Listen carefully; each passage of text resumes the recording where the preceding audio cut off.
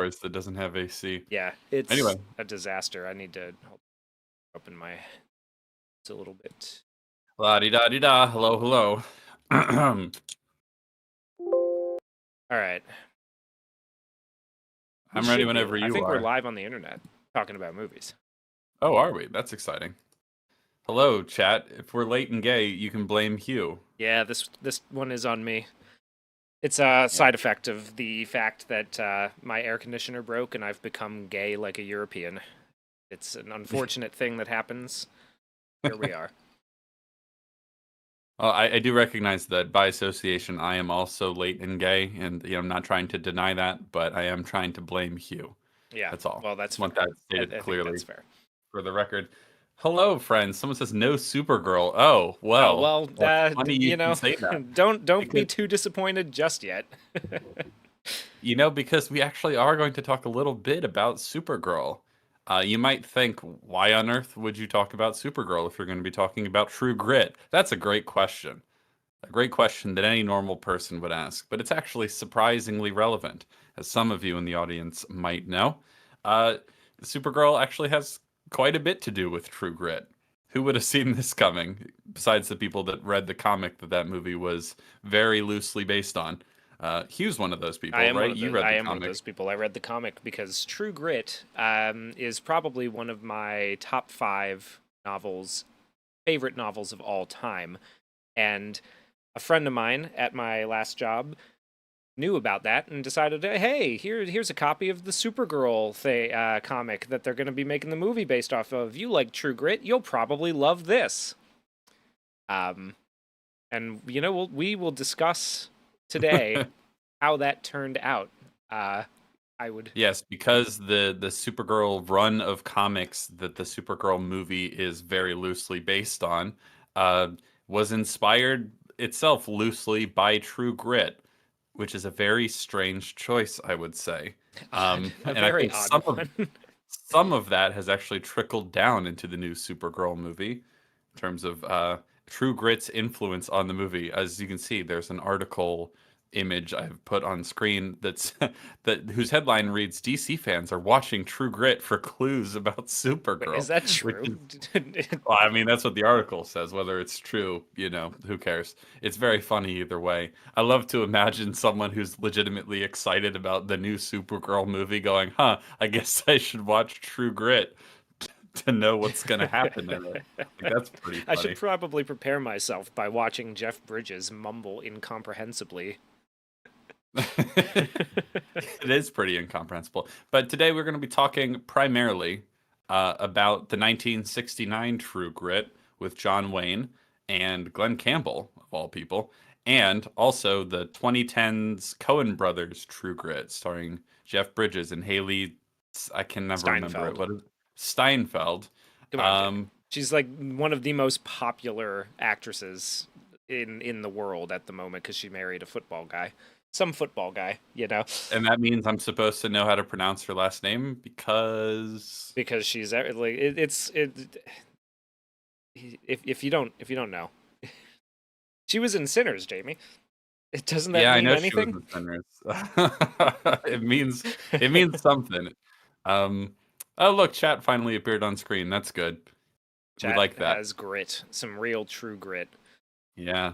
Which grit is truer? We will discuss. We will compare and contrast and pit the two True Grit movies against each other. Now, I am Hugh very is a excited to big do that. fan of the novel. He knows all about that. He has also read the Supergirl comic, which I have not read either of those, but I watched the Supergirl movie. Yeah, and Haha. I could not be And bothered to do that shit. and I am all the lesser for it. It came We down. did My choices this week came down to finishing a reread of my one of my favorite novels ever, or taking about 2 or 3 hours out of my time to go watch some absolute superhero slop, loosely inspired by a comic that was loosely inspired by that novel, and I elected for the second, or for the first option. Well, there you go. I Well, we elected for talked that. all about it on EFAP yesterday. I joined for that, and we had a good time talking about it. It's an awful movie, and you shouldn't go see it. But we'll talk a little bit how it compares to True Grit today. So I guess we should start as people continue to roll in, to trickle in. Um, Hugh, tell us a little bit about what you love so much about True Grit, the book, before we get into the adaptations thereof. What is so striking about it to you?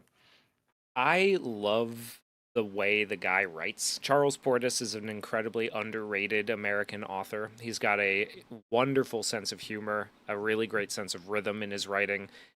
This book reads like a drama. Yeah, it reminds me a little bit of reading Macbeth. When you read it over and over again, you really start to get an appreciation for just how good the writing is. I mean, you read Shakespeare and you go, "Wow, this guy really could write, huh?" What a great writer. And I have that same experience every time I go back to reread True Grit. It's a great western. It's funny, it's witty, but it's got it doesn't go too deep into, like, we're not deconstructing the myth of the American frontier. We're not, breaking down the ideas of, what the frontier means to America. It's just a solid story about a About grizzled justice. war veteran who's redeemed by his relationship with a young girl who is almost autistically obsessed with the concepts of truth and justice. And there's just something And the very American refreshing, way. and the American way, or the a better tomorrow, or whatever gay unpatriotic shit James Gunn is peddling through DC at the moment. But there's just something really refreshing about that for me, especially when so many of the best westerns, best books of the bandied about by your New York Times lists and things like that are the best because of how they deconstruct what it means to be American, and whether or not All that there's any tired heroism tripe, to be yeah. had. I think this one just does a really good job of telling a solid story that it ends up getting to, a deeper. You can think deeper about it, but it's not a cynical, dare I say, Marxist deconstruction of what this concept is. It's just by far my favorite that I've read of this concept. And yeah, there are a few that I haven't got around to yet, such as Lonesome Dove. Never got around to that book, but I do have that on the Is that list. the same author? No, not the same author. It's just another one Okay. that's held up as like a classic ideal sort of what a Sure. western can be. Have You you read know. any of his other books? Yeah, I read The Dog of the South, and that book is fucking hysterical. I wish the Coen brothers were still working together because I think they would make a fantastic adaptation of that. Interesting. Yeah. It's got a great title, by the way. Yeah, Dog of Dog the of the South. South is Yeah, I mean, Bob it's good. Odenkirk, the copy that I have has a uh, what's the word for the like when you put reviews on the cover? Full quotes? Yeah, a pull quote. That's it. It has a pull quote just from Bob Odenkirk for some reason, being like, "I love this book." And it's just, yeah, I Hell bet you yeah, would. Bob. That actually, I feel like we I could put bet you you in this movie, yes. and it would be hilarious. I bet you I bet you he's trying, honestly, that he's like trying to convince some of the directors he knows to put him in a movie. The Thing says the last time I read Shakespeare in high school, I was thinking I should kill myself. You know what? I don't know if that's Shakespeare's fault. I don't know if that's really a Read it direct. in an read it out loud in an Appalachian accent, and I bet you'll have a better time. Yeah, Shakespeare. He's pretty good. That cat sure could write. I think about this all the time because a mutual friend of ours, I remember seeing him post on Facebook one time. It's like, man, that Frank Sinatra guy sure could sing, and that has stuck with me for a very long time. Just pointing out, it's like, yeah, this person who's like really popular and everyone is quite aware of how talented they are. It's like, man, they were actually really good. I don't know if you guys know this, but like Michael Jackson, he could dance. Anyway. Cover blurb. Yeah, that's another word for it.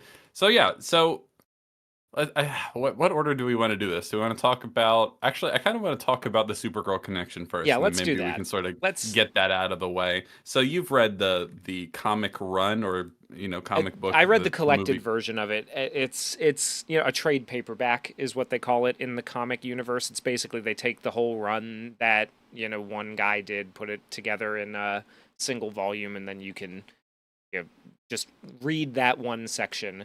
There's in theory beginning, middle, and end, as opposed to just like reading consistent episodes. It's like basically reading a collected arc of the Yeah. comics.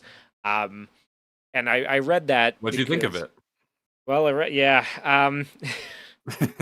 All right, I okay.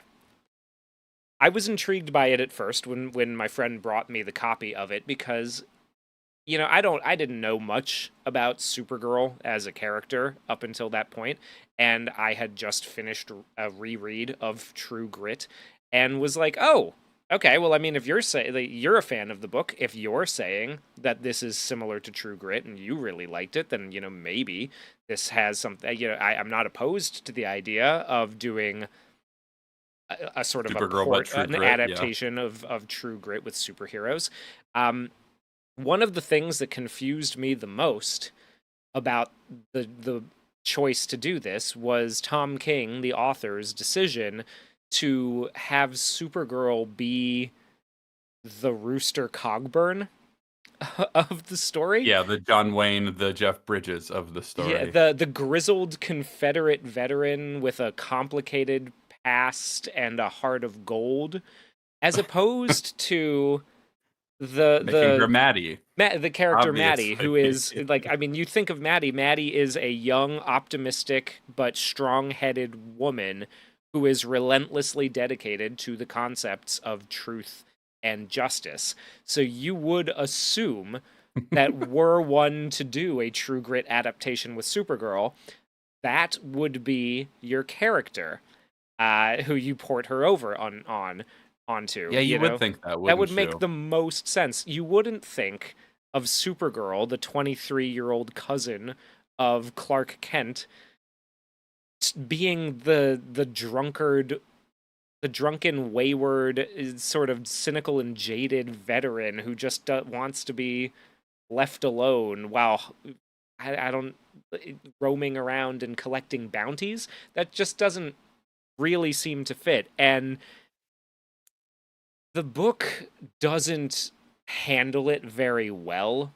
I wouldn't say. I wasn't a fan by the end of it. I think I mean, it does a lot of the things that the episodic comics tend to do, where each one is its own little self-contained story, but it feels like we're sort of just doing almost like Star Trek episodes. That there's one part of it where Supergirl and the Maddie Ross stand-in, whose father was killed by Krem, like they arrive at a different planet where society is like all perfect and hunky dory. There's these little blue aliens that are living peacefully, perfectly together in harmony. But then they find out that the reason that they did it, or that their society is so perfect, is because they genocided all the pink aliens because they were inferior. You know Um, what's kind of funny about that, because there are some big changes between the comic and the movie as I understand it. And most of those changes seem to be for the worse. Not that based on your description of the comic book that was actually any good to begin with, but it's funny that they change it from like a genocide, like a race of pink and blue aliens, one that genocides the other. In the movie, there's two factions of space pirates. There's all male space pirates and all female space pirates, and the all male space pirates are like sex trafficking the females and just killing them afterwards so they can continue their all male race of space pirates.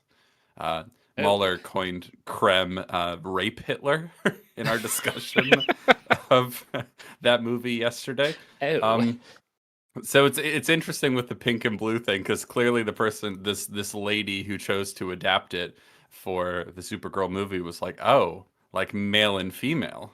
I see what you meant, Tom King. Yeah, that is odd. That is really weird. Yeah. I just It's yeah. there were a lot of odd choices, I think you could say, with I think Supergirl. the weirdest choice for me with the comic, right, is that they set up stakes for Supergirl at the beginning when Krem poisons Crypto, right? They set up that because he shoots Crypto with a poison, like with a poop covered arrow or something like that, because he's a bad hunter, and Crypto gets sick, and they take Crypto to a vet, and the vet says, ah, well, I can't work up an antidote unless I have a copy. I have some of the poison, and hunters around here like Krem, they use unique blends of poison, so you have to get Krem to get his poison to save Crypto, and you have 3 days to do it or Crypto is going to die. And then like the very next like beginning of the very next episode is Supergirl and Maddie Ross on a like the equivalent of a space bus that's traveling between planets at an incredibly slow pace. And I like my first thought is like, oh well, Crypto's fucking dead. I mean, like, where's the fucking urgency, dude? Like, you're not even acting like you've only got 3 days, to Yeah. get this poison. So I was like, okay, so Crypto's gonna die. Obviously, he's already dead, and Supergirl is just like doing this now because Crypto passed. Like, he died, right? Crypto died. It's Supergirl, John Wick. It's still not a great port over for Rooster Cogburn, but it's something. I guess it's a little bit more. Only to find out that by the end of it, Crypto had already been cured this whole time, and so Supergirl didn't actually need the poison that Krem had mixed up to get the antidote. She just went along with it to make sure to lecture the Maddie Ross character about why getting revenge is bad. But so like that, even that idea gets blown out of the water by the end of the comic, where Supergirl traps Krem in the Phantom Zone for decades so that he ages, he ages like crazy. He becomes an old man in prison. And then finally, once the Maddie Ross character has become a grandmother in and of herself, Supergirl arrives with the Phantom Zone, I don't know, like amulet that she's got Krem trapped in. She releases Krem in front of the Maddie Ross girl. Krem immediately begins to apologize. He's like, I've been in there for what felt like thousands of years. I've aged. I'm not a young man anymore, and I'm so sorry for what I did. I've had this revelation. I've come to Jesus. My soul has been saved, and da da da da. And then Supergirl just lets Maddie kill him, and that's the end of the book. Yeah. Which is very bizarre. like that. Very bizarre. I don't know what you're trying to tell me, Tom. What is the moral of this story? I thought it was that revenge was bad. It seems to not be the case anymore, right? Like I've heard what happens at the end of the movie. Clearly, that's not the message. But well, she spends the whole movie being like, "No, you can't get revenge. Revenge won't bring them back, and it'll destroy you, and you can't do it." And then she finally convinces her, "See, you shouldn't do it." And then she walks away, and then Supergirl just does it for her. And she does it out of revenge. She goes, "That's for my dog." It's like, oh.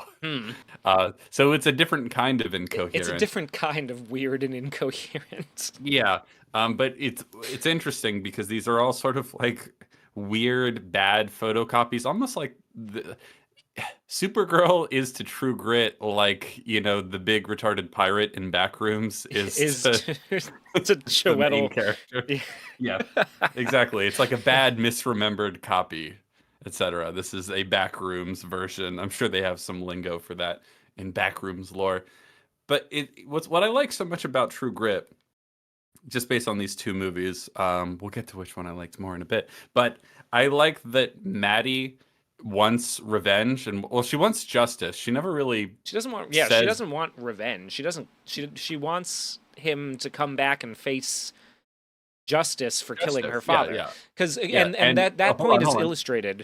Sorry, I'm trying to say something. Yeah. So She is after justice the whole time, and the movie is never like, ugh, you can't get justice, you can't just kill him, that would be bad. It's the movie is like, well, you're a little girl, why don't you let us take care of it for you? And she's like, no, I want to see that it's done right, and I'm going to tag along and make sure it happens because I don't trust anyone else to take this as seriously as I do. And so she kind of like forces herself along the journey, but at no point in True Grit is it ever a question of like whether she should get justice.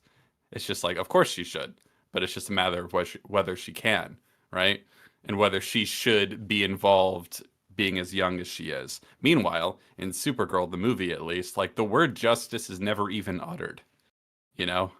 It's like it never even like comes up. It's always just, well, whether she should get revenge or not. And Supergirl's like, no, you can't do it. You should let me do it instead. Is the ultimate conclusion. It's like, what was the point of any of this actually? I don't quite Here, understand. hold on, because Quantum Ranger Power says that the argument he saw was you were obviously supposed to assume at the end of the comic that she just hits Krem and doesn't kill him.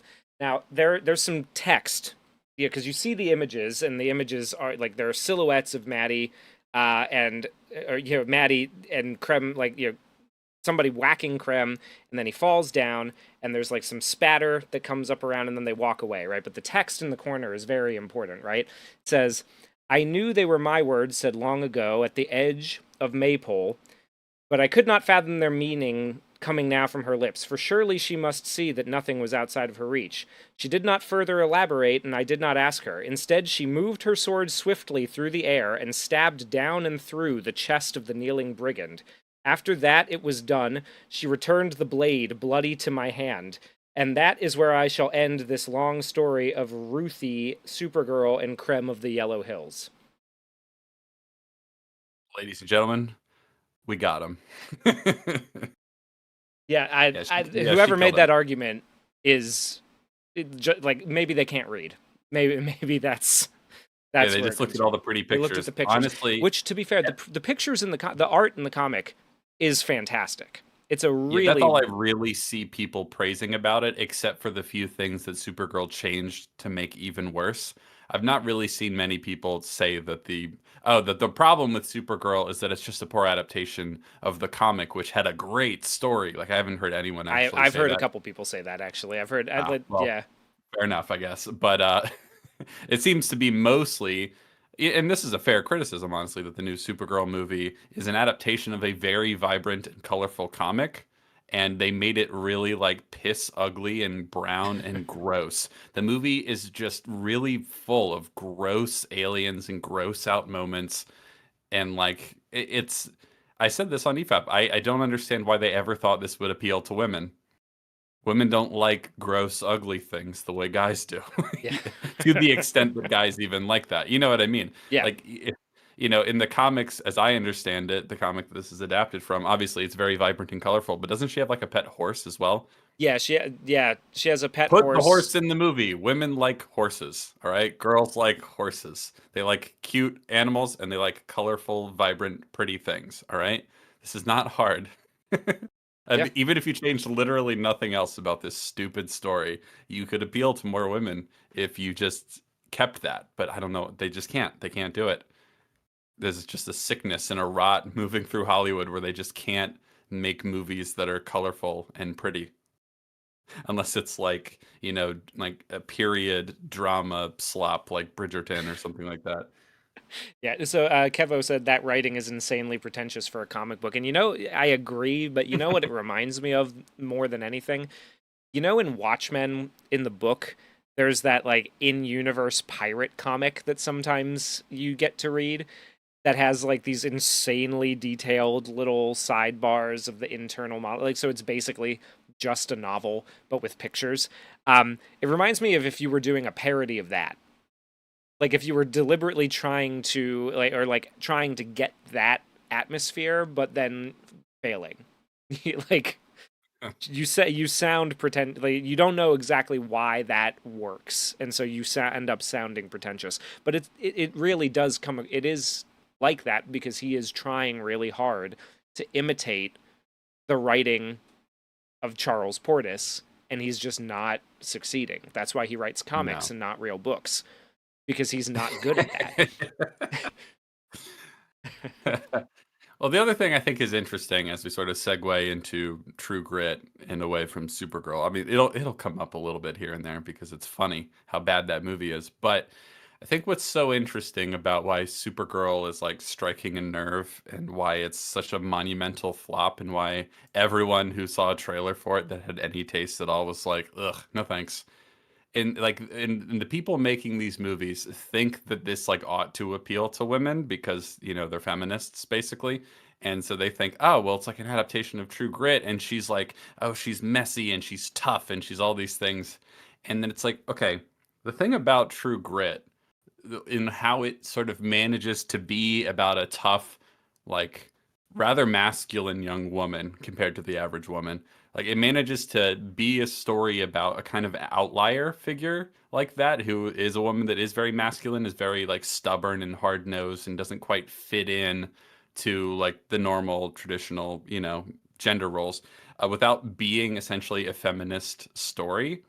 Like that is what is really missing between the two, as far as I'm concerned. Because Supergirl, the movie, is just reeking of this is feminist and you should like it because you should be a feminist too. And everyone's like, yeah, no thanks. That's actually kind of repulsive to me. But meanwhile, True Grit manages to not be repulsive to people. And I just know that the Tom Kings and the James Gunns and Craig Gillespies of the world just don't understand the difference. And Yeah, we'll talk about the we difference sure will. as we go through. And real quick too, because I saw somebody mention this in the chat, and I heard on EFAP yesterday somebody bring this up, because one of the things that gave me, for a moment, a bit of a like a spark of optimism about the movie was that my father-in-law came in to tell me about how he had just watched the trailer and he was so excited because he saw Lobo in the trailer. And my brain went, "Oh, okay, well, I mean, that's a good sign, right? Because if they've decided to put Lobo in the movie, that means that they must recognize that Lobo is a better fit for the Rooster Cogburn character. And so we're going to go on adventures through the galaxy with Jason Momoa as Lobo, which I love Jason Momoa when he really cuts loose and lets his, Yeah, he's good. yeah, He's fun in the movie. They don't give him any good material to work with at of all, but course he is not. still fun when he shows up. When I So, found out that he was only in 10 minutes of it, I was like, "Oh, okay, so actually no, they just suck. They just if keychain." anything, if anything, Lobo is LaBeef, Oh my god. which makes no. I mean, Why? Oh, like honestly, if anything, that's the I closest mean, he if comes anybody's going to. to be LaBeef, why wouldn't it be Superman? I, Why wouldn't you put Superman as LaBeef and have that be what a great trio that could end up being? Is like yeah, if Supergirl is the Maddie Ross, Lobo is your Rooster Cogburn, and Superman is LaBeef. yeah, yeah, yeah. Something like. I mean, that's if you're Minus the going to like do. sexual harassment from Well, LaBeef towards Maddie. yeah, we'll get rid of that part. That's fine. But I mean, honestly, yeah, there's a lot of different ways you could take this, but I mean, fundamentally, all this kind of stems from like, okay, if you are going to do Supergirl as True Grit, which I don't even think that's a good idea to begin with, frankly, but if that's what you're insisting on doing, there are obvious choices you make, and it's not to make Supergirl the Rooster Cogburn character, Oh, because that's very that's silly. really strange. Ephraim Winslow is asking sword, because like why does Supergirl have a sword? Why does Maddie Ross have a sword, right? In a sci-fi world like this with superheroes. Well, this is another thing that I found a little odd about the Supergirl comic, and we'll talk about True Grit after this, I promise. But she's a 23-year-old girl going out to party for her birthday, and one of the planets with a red sun that she decides to go and party on happens to be like she basically just goes to a medieval, like a backwater medieval tavern to get drunk in the comic book. And I'm just like, when I was reading that, I'm sitting there looking at myself, thinking to myself, like, what 23-year-old girl wants to go hang out in like Conan world and like drink 3% beer? That's being who would why, she'd go to a planet with a red sun that has clubs and like nightlife and legitimate Yes. like Not like actual. dive bars She's where it's not. like She's literal the maybe like well, and the maybe dive bars if it's like a planet with a red sun that has like grungy guitar player types, like that. Why is yes. she on this like backwater medieval sheep farming planet in like where there's like one guy brewing beer in his toilet, and that's like what everybody drinks in the town because they haven't developed the technology to clean water yet. Like, why would she do It's that? the movie is takes that and makes it even worse because she hangs out at a bar full of like disgusting, really aggressive like biker gang alien types. Like it's just full of mercenaries and criminals. There's like no other vaguely human characters at all. It's just like a miserable it's a wretched hive of scum and villainy, but even more gross. And so it's like I don't this makes no sense. Basically, the whole problem of the Supergirl movie is that Supergirl does not behave at all like she should, given everything we learn about her. Nothing about her makes sense, even in the slightest. It's really strange. It's not even a place I would expect Jeff Bridges, like Rooster Cogburn, to hang out at either. Frankly, they like it's such a He's weird he's like a caricature. frontier lawman, dude. Like he's hanging out in Fort Smith, living in a Chinese grocery store, Yeah, because it's like which is the great. it's like it's a little bit like Mal from Firefly, right? Like he's on the Yes, fringes of society, kind of bouncing around two after. Confederate Yeah, heroes, Mal yeah. and Rooster Cogburn. Honestly, if I would not, I don't think I would not remake True Grit again. But if I were going to do that, if I But had if to you do had that, to, I yeah. would probably cast Nathan Fillion as Rooster Cogburn. I think Yeah, that would work. I it's think that interesting. yeah. Yeah, he could definitely play it. Anyway, let's talk about True Grit now Yeah, for let's do real. that.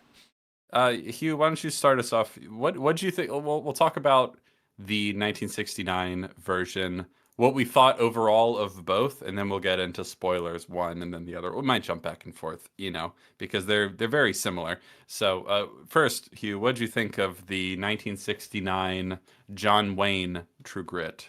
This is okay, so this is the second True Grit that I watched. I watched the 2010 one first. So I did go out of order. I knew the 2010 one. I was more familiar with it. I don't hate the It, 1969 one. I actually kind of like it. There are things about it though tonally that just don't really match to what the book is for me. I think overall, the 2010 one, the Coen Brothers brand of comedy and humor, gets Charles Portis more. Like they get that, more accurately. I really love John Wayne's performance as Rooster, though. I think he's a lot of fun. He's having I a agree. great time. I didn't. What's the girl who plays Maddie? What's that actress's name? Her name is Kim Darby. Okay, I did at the beginning. I really did not like her performance as Maddie. They kind of softened her a lot right at the start. Yes. But once we got into it, once all of the the scene where she's negotiating for the return of the ponies hit, and once she really got out there and was in the shit with Rooster and LaBeef, I I found myself warming up to it. I liked that performance better when it wasn't stuff that wasn't in the book. Shocker. Yeah. When it wasn't the screenwriters making up for what was going on, like off screen in the book. I like her performance a lot better. I did find it very, very funny that where they were riding around with all of its beautiful, big, snowy topped mountains and its pine forests and its cold glacial creeks and everything was supposed to be Oklahoma. There's Well, a don't they change it to? Wait, did they say in the movie that it's Oklahoma? they cross the river from Fort Smith into Indian Territory, which is Oklahoma. Yeah. Yeah. Okay. Yeah, So because it's obviously shot in it's Colorado, and obviously you Colorado, can and there's tell. one scene where they're sitting around together, and he says like, "Oh, when I was driving cattle in Colorado," I'm like, "Sir, you are there right now. you, you have not left. You are still in Colorado." And I mean, like even then, it's still kind of believable because he's drunk and it's funny. But um, one of the other problems that I had with this one is that there are a lot of lines of dialogue that are said aloud in this movie that are the internal reflections of the character in the book. And part of me understands why you do that because some of them are good lines. They're well written. But the problem is that you're not writing them as like conversational between the characters. They're just saying lines that you like from the book because you know that they're good lines from the book and you want them to be said. It's not Yeah. really the more that I thought about it, the more I was kind of like, are we really do we lose anything by getting rid of some of these things in the later version? And my answer pretty well roundedly is no. I think we do a better job not including those things because we get the spirit of it more through what the Coen brothers do in everything else. But all that being said, I do like this movie, the 1969 one, quite a bit. I did enjoy it. I thought it was fun. Yeah, so I watched them. I saw True Grit 2010, the Coen Brothers movie, when it came out. I remember seeing it in the theaters.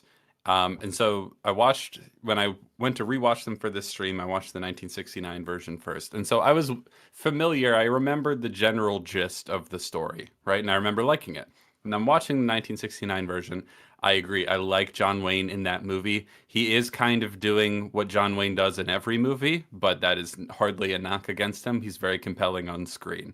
I think he does a good job, and I think he's well cast for the movie. So, you know, he's actually a great example of someone who you would maybe not describe as having a ton of range, but it's also a good Yes. example of someone who like of the fact that range is kind of overrated if you're good and well cast. You know what I mean? Yeah. Like sometimes this comes up when you talk with people about like what great acting is, and people often sort of default to people who like really transform into all these different characters, and you're like they're very different in every movie, but it's like I really like Jack Nicholson, and Jack Nicholson's kind of the same in every movie. No knock against him. He's very, very, very good.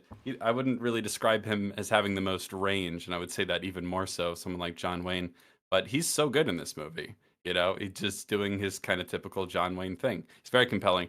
I also agree that Kim Darby's performance as Maddie is like okay. I think in general, the 1969 movie feels like they sort of softened the story to make it a bit more of a whimsical adventure. Yeah, they There's definitely there's did. there are still serious moments, there's still heavy subject matter and all that, but overall, the whole thing is kind of more of a fun romp than I think the subject matter really calls for. I think the movie is fine and good, but I remember distinctly the feeling I got when I was watching it is like, I should care about this more than I do. You know, like I should be more emotionally invested in this story than I am, and I couldn't really figure out why exactly. It's just like I mean, first of all, I just don't think the movie is very well directed or shot or edited. There's a Those are kind of couple of like okay shots, but yeah, we're gonna get into some of the shots and like the sequencing because there are a few scenes that absolutely needed to be lit as if it was night. And it's not like they had yeah, a problem doing it, right? Like yeah, they do it, and I like how they do the night shots because it's on a soundstage. They've got the screen in the back, and they're like, oh, the moonlight and everything like that. But I know it's night because we darkened the sky behind them. But there are a yeah, couple of times where it is broad fucking daylight and they are sitting there talking about like around a campfire as if the sun has gone down, and then the yeah, next day or like they cut to the next scene and it's the same lighting, same, yeah. everything, but they're like, oh yeah, we just like we've passed the night here, and it's like, come And this on. is 1969. There's not really a great excuse for that. You know, if this movie came out in 1940s and the day for night wasn't all that good, you'd be like, listen, they're doing the best they Well, they can. did a bunch of it Uh, on a soundstage. Like you had control. Like that yes, scene, exactly. those the one specifically that I'm talking about was on a soundstage. Yeah. And it's like you could just I turn just the don't lights down, dude. You I could don't paint think it the a different movie color.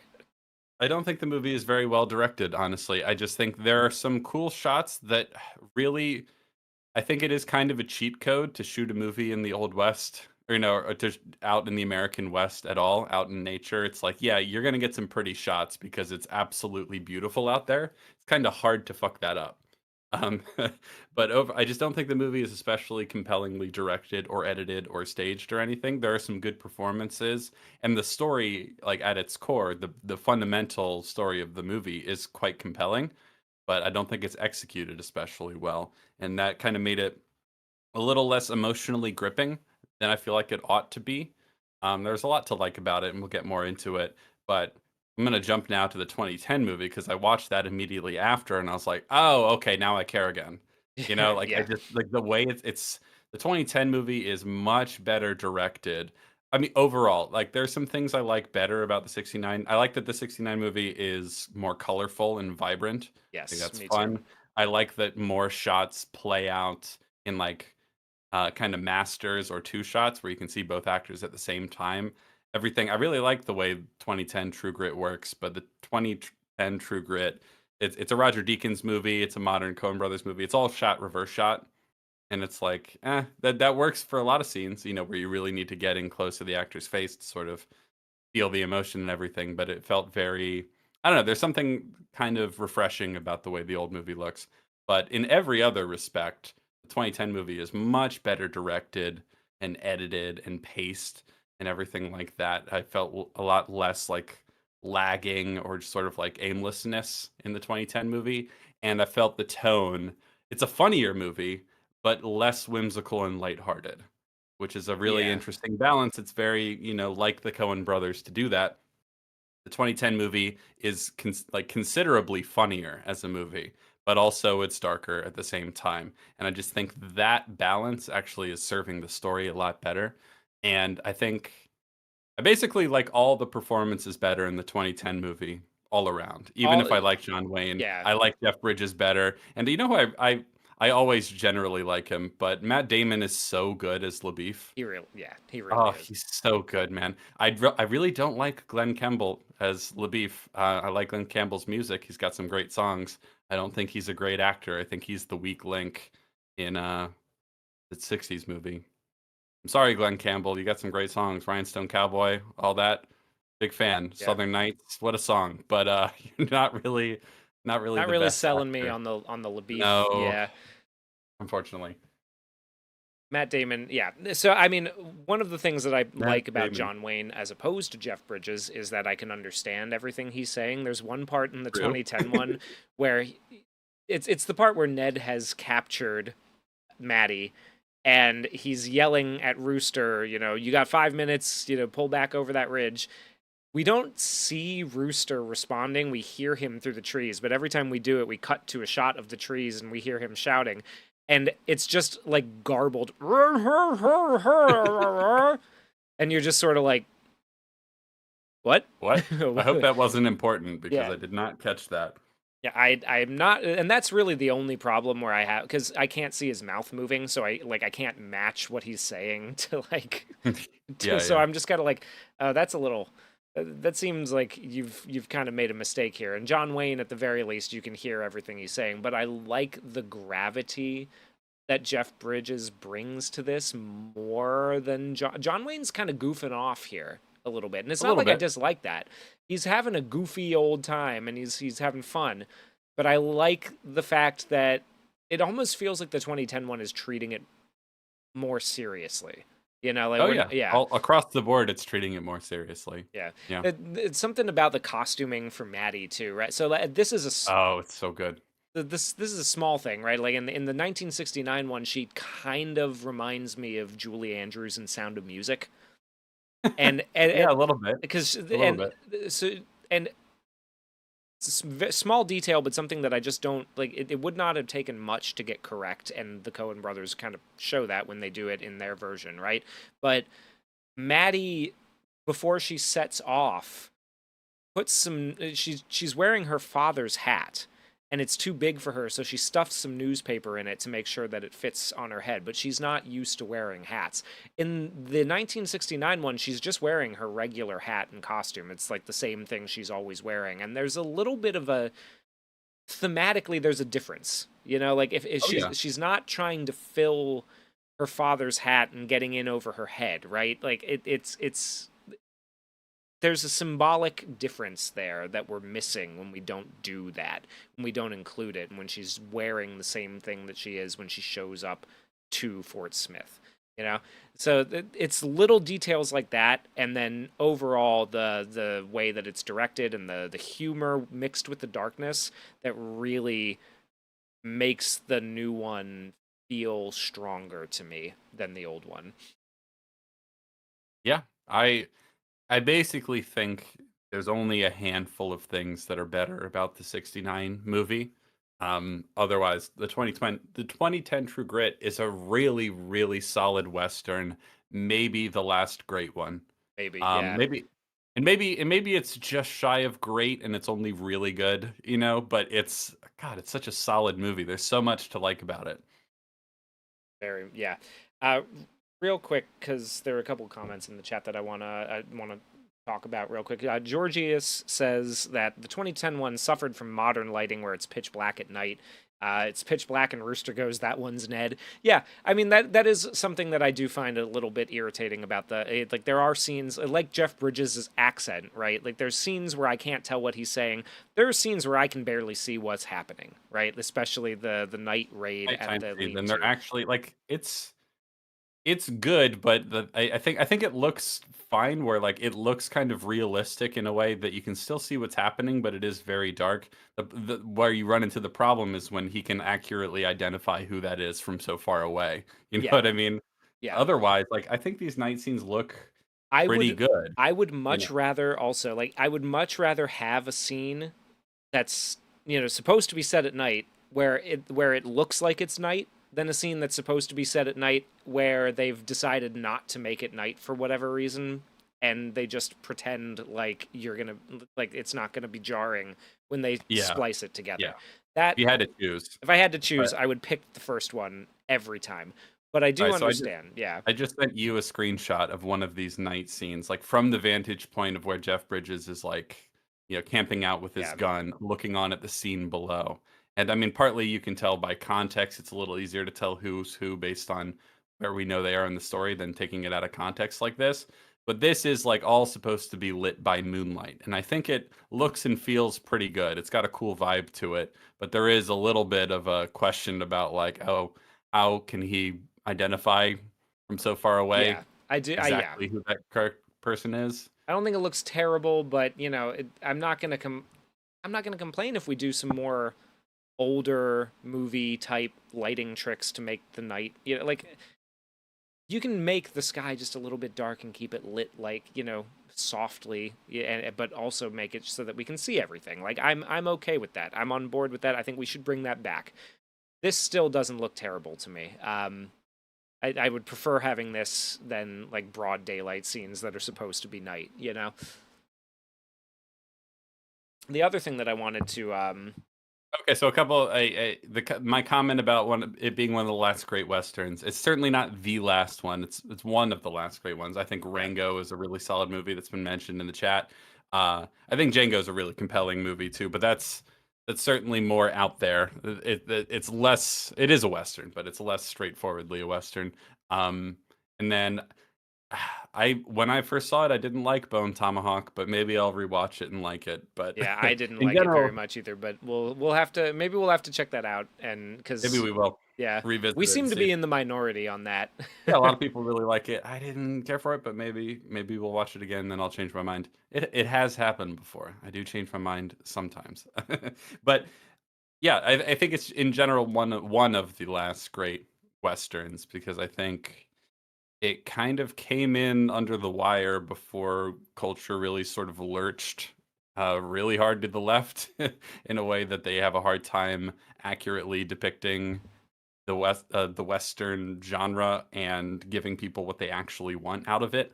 Um, yeah, so I don't know. It came in at a really interesting time because I remember watching it in theaters and really enjoying it, but then I sort of forgot about it. I hadn't thought about it in a long time, but when I watched it again, the Coen Brothers movie, I had forgotten how much I remembered, if that makes sense.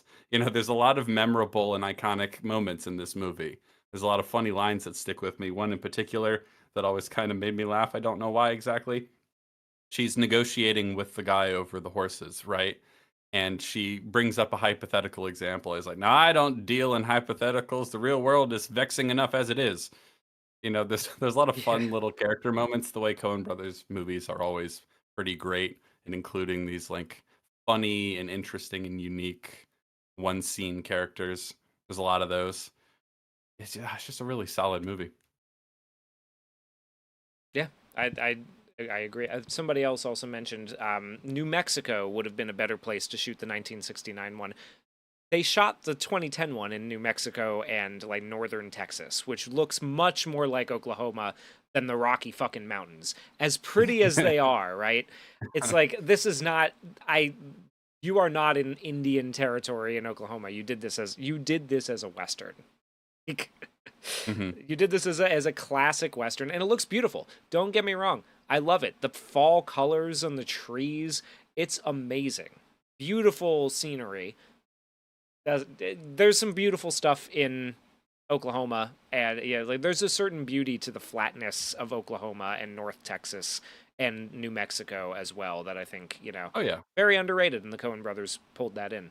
So and they do a better job of incorporating the cold and the winter and the snow as elements that really affect not just the vibe, but like the story itself. When they're talking about how they can't bury these guys because the ground's too hard, and the movie opens with like a snowy night and then closes with a or almost closes with a snowy night. There's a lot of really good stuff there. yeah.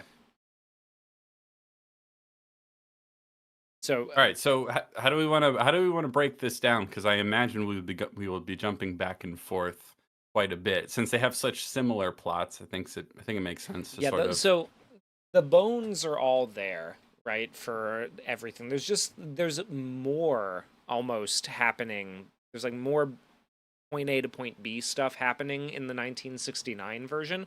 The 2010 one is much more streamlined in terms of where we end up with the characters, right? There's like It's a well, it's a okay. This shorter is some. movie, right? Like the You reminded 2010. me of something I wanted to say because I think it is quite remarkable, honestly, that True Grit, the Coen Brothers film, it has to be like one of the very, very like exceedingly few legacy remakes that is genuinely better made, Yeah. like and like shorter.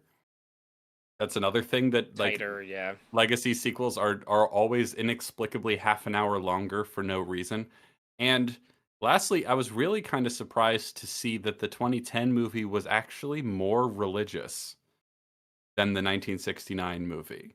Like religion and religious thinking and religious illusions and things like that play a much bigger role in the 2010 movie, which is also kind of unusual, in the modern landscape. So that was kind of it's one of it's in a very small company of legacy remakes that are actually more faithful, shorter, better, and more like in keeping with the sort of not just the tone, but the whole ethos of the source material. Yeah, I think that also is true. Yeah, the religious aspects of it. So okay, like let's talk about the story overall, right? The general story. So Maddie Ross is a young woman whose father has been murdered by the coward Tom Cheney in Fort Smith, Arkansas, and she is not happy about the fact that the law, yeah, the professional apparatus of the law is not really pursuing him because he's fled across the river into Indian territory, which is Oklahoma. Yeah, Georgius is And also he's asking that river is the Arkansas border into Oklahoma. The movie, yeah, the movie and the book, they take place in Fort Smith at the beginning, which is right on the border. And at the time, that was the frontier because Oklahoma was one of the final states to be incorporated into the union. It wasn't. It was Indian territory for a really long time. So outlaws regularly would flee over into there where there wasn't any federal jurisdiction, and so the U.S. Marshals and Texas Rangers would have to pursue them into that territory. I think it might have been a bit bigger at the time. I'm not really sure about like the boundaries and everything like that, but that's sort of what we're leveraging for the drama is that it's And right on the that frontier. and adding to that, one of the reasons that Maddie is like disconcerted by how seriously the law is going to take this case is that the man who murdered her father is kind of like a small fry. You know what I mean? Like in the Yeah. grand scheme of criminals, like he's not a gang leader, he's not a bank robber. He's just one guy who murdered one guy, as far as she knows. So she's like when she starts the movie, there's like the problem that she has to solve is she wants to get justice. And like you mentioned, she's kind of autistically obsessed with justice and revenge and truth and all that sort of stuff. And she feels that the law is not taking this case seriously enough because, they have too many other problems on their hands, and whether they're going to send enough people to go into Indian territory to chase down this one guy of all the guys they could be going after. You know what I mean? Yeah. And so her character, like she shows up in Fort Smith. Like this is like in the book, right? Her character shows up and she basically just immediately is just like, yes, I'm Maddie Ross. My father, Frank Ross, was shot by Tom Cheney, the coward, and I want to know what you're doing about it. And then she finds out that they're not doing much of anything. That he's kind of low down on the list of people to go after. And she's like, "Yeah, that's not good enough. I'm gonna need you to do something about it." And they go, Yeah. you know, well, yeah, we don't. Yeah, we have a bunch of other shit we've got to deal with. So she decides to hire a marshal herself, and she asks like, specifically which one, who's the best of them, and the guy tells her there's three options. Rooster Cogburn is the meanest. He gives her three specific options. He says this guy is the best tracker. Rooster Cogburn's the meanest, and this other guy, he's the one who brings his prisoners back alive. He's probably the best one. That's who you want. And she goes, "Where can I find Rooster Cogburn? Actually, Yeah. I want the mean one." Oh, it's so good. Which, I love that yeah, moment. great moment, right? So Give me the meanest one, actually. I don't need the guy who always brings them back alive. I intend to kill him. yeah, I intend to kill him or see him hanged. Yes. So she shows up mean in business. Now, one of the problems that I have with the 1969 version, as opposed to the 2010 one, in the performance of Kim Darby, is that Kim Darby shows up to Fort Smith and acts really nervous at first. There's like this sort of childish, like looking, She's in a new place and she doesn't really yeah, know. chin Yeah. tucked, looking, like I don't know what. Oh man, I don't know really know. Once she starts getting into negotiating, the scenes where she's negotiating, she builds that confidence up, right? Yeah. But the spirit of the character, she doesn't need that. She's already got that. No. She has the grit She and has the that in determination, spades, actually. and it's one of the things that like that I love about Haley Steinfeld's performance, that it sticks to, because the character in the book is like she shows up and like kind of rattles the cages of everybody who's kind of trying to, like, they're trying to live up to the ideal that she has, but they're sort of complacent, right? And she shows up auditing them, essentially being like, hey, you said you're about truth and justice and getting what is right and fair. What are you doing? Why are you not doing it? And they kind of have to, they respond to her in a way like, "You're just a child. What do you know?" And she goes, I know that I'm from Yell County, Arkansas. My family owns property. Like what? Why am I being treated this way? Right? She's got that entitlement that is charming, and it's a difficult thing Yes. to pull off, right? It's an entitlement, rude, sarcastic, but charming attitude, and I think Haley Steinfeld does it way She better. does it really well, and partly Yeah, it's the material, right? Because she's in the service of justice and she's not taking no for an answer. And she's like, "No, you need to do better. This is unacceptable." It's like I know she's a little girl, but it's almost like the ideal of what a Karen is supposed to be, you know? It's yeah, like the person who insists that, like, no, this is how things are done. This is unacceptable. You need to do better, in a way that's like actually quite, we like it because she's holding people to the standard that they ought to be held to. And when she's tough and when she's like a stern negotiator, you're like rooting for her because the other guy is just kind of apathetic, or he's, kind of willing to let her be screwed over by circumstance. And she's like, "No, I'm not going to have it. These are the terms and you'll accept them or else." And she like kind of pushes people around and gets their way. But she's not obnoxious because she's not, she's in the service of like higher truths and higher goods, right?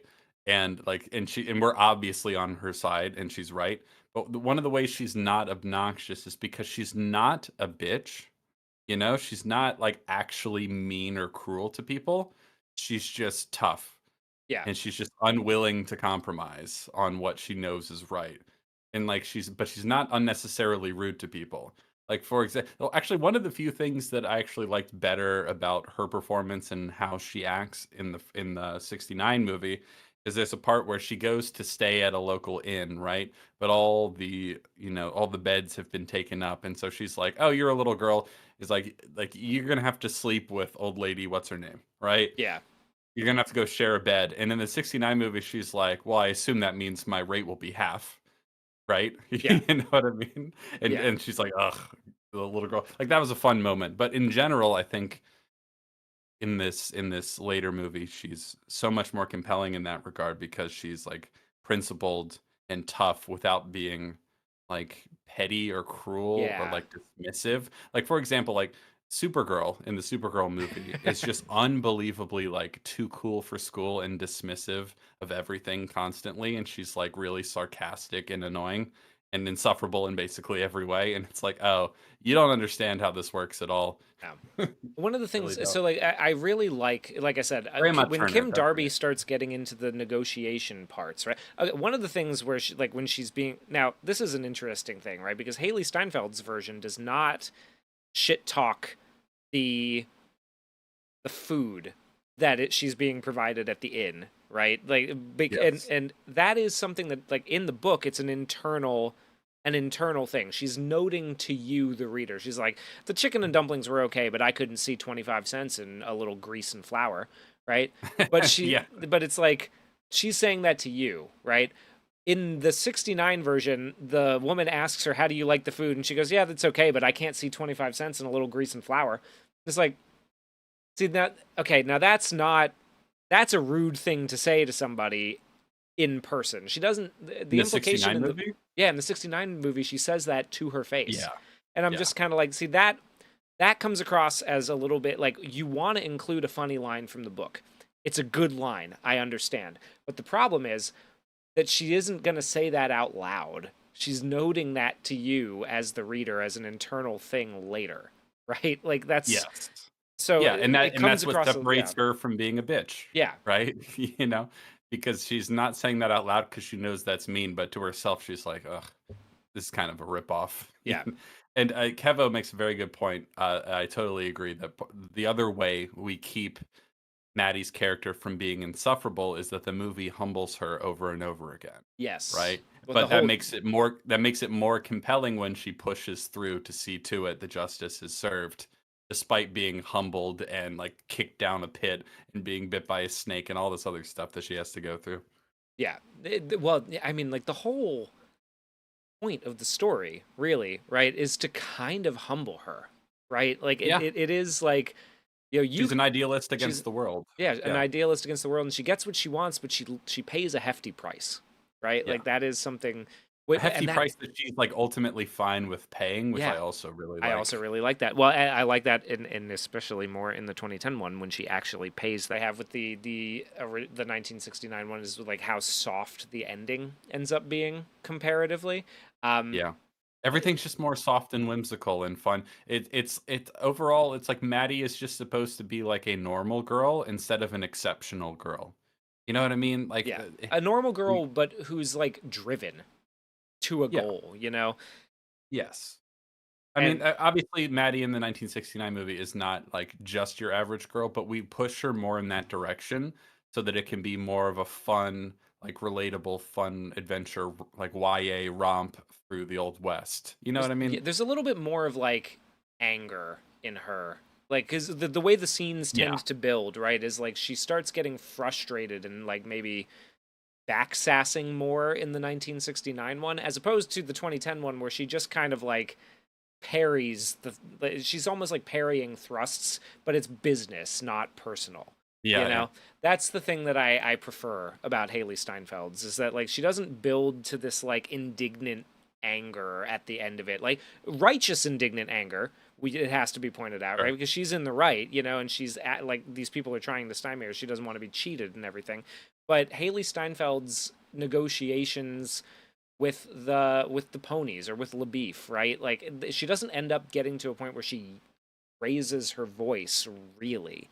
She ends No, up, she's pretty cool and yeah, she's composed. cool and Yeah. composed, and she sticks to her guns, and she just kind of presents her case, and she's really pigheaded about it, and it works out for her in like 99% of the time. So that, yeah, Yeah. that's there's a definite improvement there, I think, especially I because that feels more like the I tone of the love book. her character in the 2010 movie. I think she's great, and I think her performance really walks a very fine line in making her likable and also kind of like stubborn and like a thorn in everyone's side in such a good way. We mentioned that she comes into town and she's like, "Okay, give me the meanest one." And then in the next scene, which I think is much this is basically the same scene in both movies, but it's more brilliantly staged in the Coen Brothers movie, where the camera is slowly pushing in, getting closer and closer on Rooster Cogburn on the stand Oh yeah, yeah. testifying. And basically, the gist here is that when she meets Rooster Cogburn, he is testifying in a case where he had to kill someone in self-defense, someone that he was after as a marshal. He had to shoot and kill them, right? But then the defense raises the question of whether his story is quite accurate and whether he was actually retreating when he shot the guy. And so it's kind of the heavy implication is that his story is kind of he's kind of cheating the details a little bit to make it seem more like self-defense than it was, and likely he just shot the guy, right? And Maddie sees this and is like, "This is the man. This is the guy for the job." Everyone else is kind of like questioning whether he's whether he's a bad whether he's a bad lawman because he just killed the criminal or whether he's like lying about how much it was self-defense. And she sees him as like, nope, this is the one for me. This is the perfect guy for the job. Thank you very much. Which I just love that. I think that's great. Yeah. And it's basically the same in both movies, except that one is directed better. Really, that's the only difference there. Yeah. Go ahead. Jib Jabberwocky asks, "Isn't there two more Rooster Cogburn movies starring John Wayne?" I don't know about two, but there definitely was a sequel. They made a sequel movie called Rooster Cogburn and the Lady, in parentheses. Um, which in 1975. It's not based on source material from the same author as True Grit. I've never watched it because I didn't even watch the 1969 one until we decided to do this for the stream. I heard it wasn't as good, so we didn't bother. Pretty much nobody says the general consensus appears to be that it's not very good. And one of the critics reviews. Hold on, let me pull that up real quick because it was kind of funny. A high class example of the low Hollywood art of recycling is is the quote from. What's funny about that is that it probably isn't very good, but it is probably better than a lot of probably modern better movies. than whatever shit you're getting. Like, it's probably better than Supergirl. Supergirl. I'm sure it is better than Supergirl. There's no doubt in my mind that it's better than Supergirl. It's funny, one of the thoughts I had when I was spacing out watching Supergirl in the movie theater is I was well, first of all, I'm like, dude, I could write a better Supergirl movie than this. I don't even know or like Supergirl. But then the other thought I had was like, I think anyone could. Yeah. I think anyone listening to this right now, if you don't think that you could do a better job writing a Supergirl movie, you just don't believe in yourself enough. You need to have more confidence, man, because I believe in you. I believe you could. I can't write a movie as good as Supergirl. Not with that attitude. Not with that attitude. I believe in every single one of you beautiful people in chat could write a better movie than that. You could probably write a better Supergirl comic than the Supergirl Woman of Tomorrow run. I believe in you, every one of you. Also, by the way, Tokyo Grit. That's a great Tokyo joke. Grit is fucking great. Honestly, Yeah, if you did a samurai, like Unforgiven, the samurai version, is the remake of the cowboy movie, kind of like how Fistful of Dollars is a cowboy remake of Yojimbo. The other direction. You could definitely do a samurai True Grit thing. I guess they kind of already have. It's called Lone Wolf and Cub, but you could do one called Tokyo Grit. Is it really? Yeah, it's not really based on True Grit, but it's about a samurai and a young girl. I think it's his daughter. Movie? Yeah. The And Adventures of a Samurai and His Young Son. oh, okay, Young Son. Oh, you know Huh? what? No, I'm thinking of the Bob's Burgers joke of that's based on Lone Wolf and Cub, where it's a samurai and his daughter. But yeah, you could definitely. I think you Yeah, I definitely think could. honestly, a samurai version of True Grit would go really hard. It'd be I fucking That sick. sounds great. Yeah, speaking of samurai movies, I showed Hugh this. I saw the other day a trailer drop from Janus Films. I didn't even know Janus Films released new movies, but here they are releasing a new movie coming out later this year. A movie called, I think it's The Samurai and the Prisoner. Yes. Man, not right now because you're obviously watching us on stream and having a great time, but you should check out the trailer for The Samurai and the Prisoner by something. It's It's Kurosawa, but he's Kurosawa, not but it's related. he's not related to Akira. I think it's Kiyoshi Man, it Kurosawa. looks so good. It's like, okay, what if a murder mystery but in feudal Japan? I'm like, fuck it, dude. I Fucking am in. I am so yes. in. And I watched the trailer and I was really impressed by how well it sort of kept the vibe and feel of old samurai movies while being, made in 2025 and shot on digital. I was very impressed with the way the movie looks. I could not be more excited for that movie. I hope it's great. It Go check out the looks trailer for yeah, that. go check it out. It looks so freaking good. And like there are people who are calling it this Kurosawa's Throne of Blood. We're Hey, big man. fans of Throne of Blood on this channel. Throne of Blood is God, it's such a good movie. I love that movie. Unbelievable. Anyway, I love a good samurai movie. I love a good western. If there's any good versions of either of those coming out in the modern day, I am there. I can't wait. Genuinely, I haven't felt this like excited for a new movie in quite a while. Yeah, me too. Because I saw a trailer for Obsession. I thought like, oh, that looks like it could be pretty good. But I saw this trailer and I said, holy shit, dude! God, I hope it's good. I'm so Hope it's excited. good. Anyway, Anyway, Samurai yeah. Rebellion is a little like True Grit. I've never heard of that. Have you? No. Samurai Rebellion, 1967. The mother of a feudal lord's only heir is kidnapped away from her husband by the lord. The husband and his samurai father must decide whether to accept the unjust decision or risk death to get her back. That sounds interesting. It's got Toshiro Mifune in it. Well, I like him. I'll watch The anything goat. with Toshiro Mifune, if I'm being honest. Calark, thank you very much for the super chat. Says, thanks for the stream. Hopefully Hugh doesn't see this money and complain after the fact that he should have unionized and flipped the production for this stream. A likely thing for you to do. Thank you very much Yes. for the super chat. By the way, Samurai Rebellion is directed by the same guy as Harakiri. Oh, fuck yeah, dude. I'll watch the shit out of that. Oh, Oh, man. it's very well rated too. It's got an 8.3 on Dude. IMDb. Yeah, we got to watch Samurai Rebellion. Good shout, chat. I need more Good samurai shout. movies. I need more samurai movies to exist.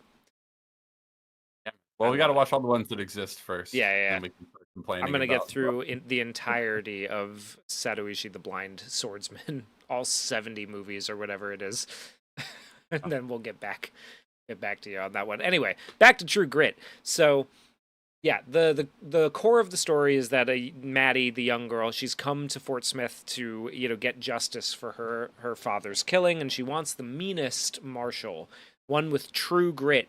She said the thing to go after him. Pretty good title drop in the movie. Yeah, great title drop. They tell me you're a man with true grit. Great. Oh, Man, okay, real quick. by the way, How do you feel about the fact that the 1969 movie has like a James Bond theme song where the title is used? It was as, very common back in the day. It's Yeah. not an especially good version of this trope. Yeah. Like I'll give you a much better example. Thunderball. The three a lot of westerns back then had like sort of title songs like this. 310 to Yuma, which I believe is 1957. 310 to Yuma has a great title song with 310 to Yuma in the lyrics. It's amazing and a great way to start a great movie. Someone I did see earlier in the chat asked us what about 310 to Yuma and its later remake that was remade in Never seen 2007. either of them. We are going to have to do the same kind of stream that we're doing today on those movies because I think you will really like 310 to Yuma. I'll spoil it right now and just by saying that I think the original is better in that case, which is why I was kind of surprised that the remake was better in this case. Interesting. Okay. I'm excited to check that Yeah, one we out at got some a point. We 310 to gotta, Yuma yeah. is another really solid story. I don't know if it's based on anything. I actually don't know that. Whether it's based on a book or whether it's an original script, but yeah, the 50s 310 to Yuma is great. It's got the guy from Gunman's Walk in it. The dad. Oh, hey, speaking of guys from Gunman's Walk, did you notice that the person in the 1969 True Grit, the guy who tells her about the three marshals, is the deputy from the deputy Irishman boxer who gets shot in Gunman's Walk? No, I did not It notice that. is. It That's is the same interesting. guy. There are a There's lot a of few interesting cameos. Let's talk about fun them. cameos from 1969. So obviously John Wayne is Rooster Cogburn, Kim Darby, Maddie, Glenn Campbell, unfortunately, is LaBeef, The beef. and he's not especially a great actor. I'm sorry to say. Robert Duvall, Robert Dennis Duvall Hopper. as Lucky Ned Pepper. Like I was like, oh damn, okay. The random Dennis Hopper appearance in this movie, that was great. I was like, oh shit, look at that, Pretty look at fun. him. Baby Pretty wants fun. blue velvet. Let's fuck. And Pabst the other Blue Ribbon. one, oh god, I don't remember his name. Let me see if I can find it really quick. The old man from Twin Peaks is the Undertaker. Yes. Hold on, wait, I've Yeah. got that. I'm gonna put that picture on the screen. What is his name? I don't remember his name. But he's the old man. He's like, I heard about you in season 2, episode 1 of Twin Peaks. Kino episode of television. If you haven't seen it, you got to. He's also in The Searchers, that guy. He plays Moses in The Searchers. But he's fun. Great I was glad to see him cowboy in this movie. actor. Yeah, there he is. Yeah. I heard about you. I heard about you. Giving him the thumbs up as he's bleeding out on the carpet of the. And then he just gives him the thumbs up back. Dude, it's so funny. Dude, I love. That's Twin one of the Peaks. best episodes of television of all time, as far as I'm concerned.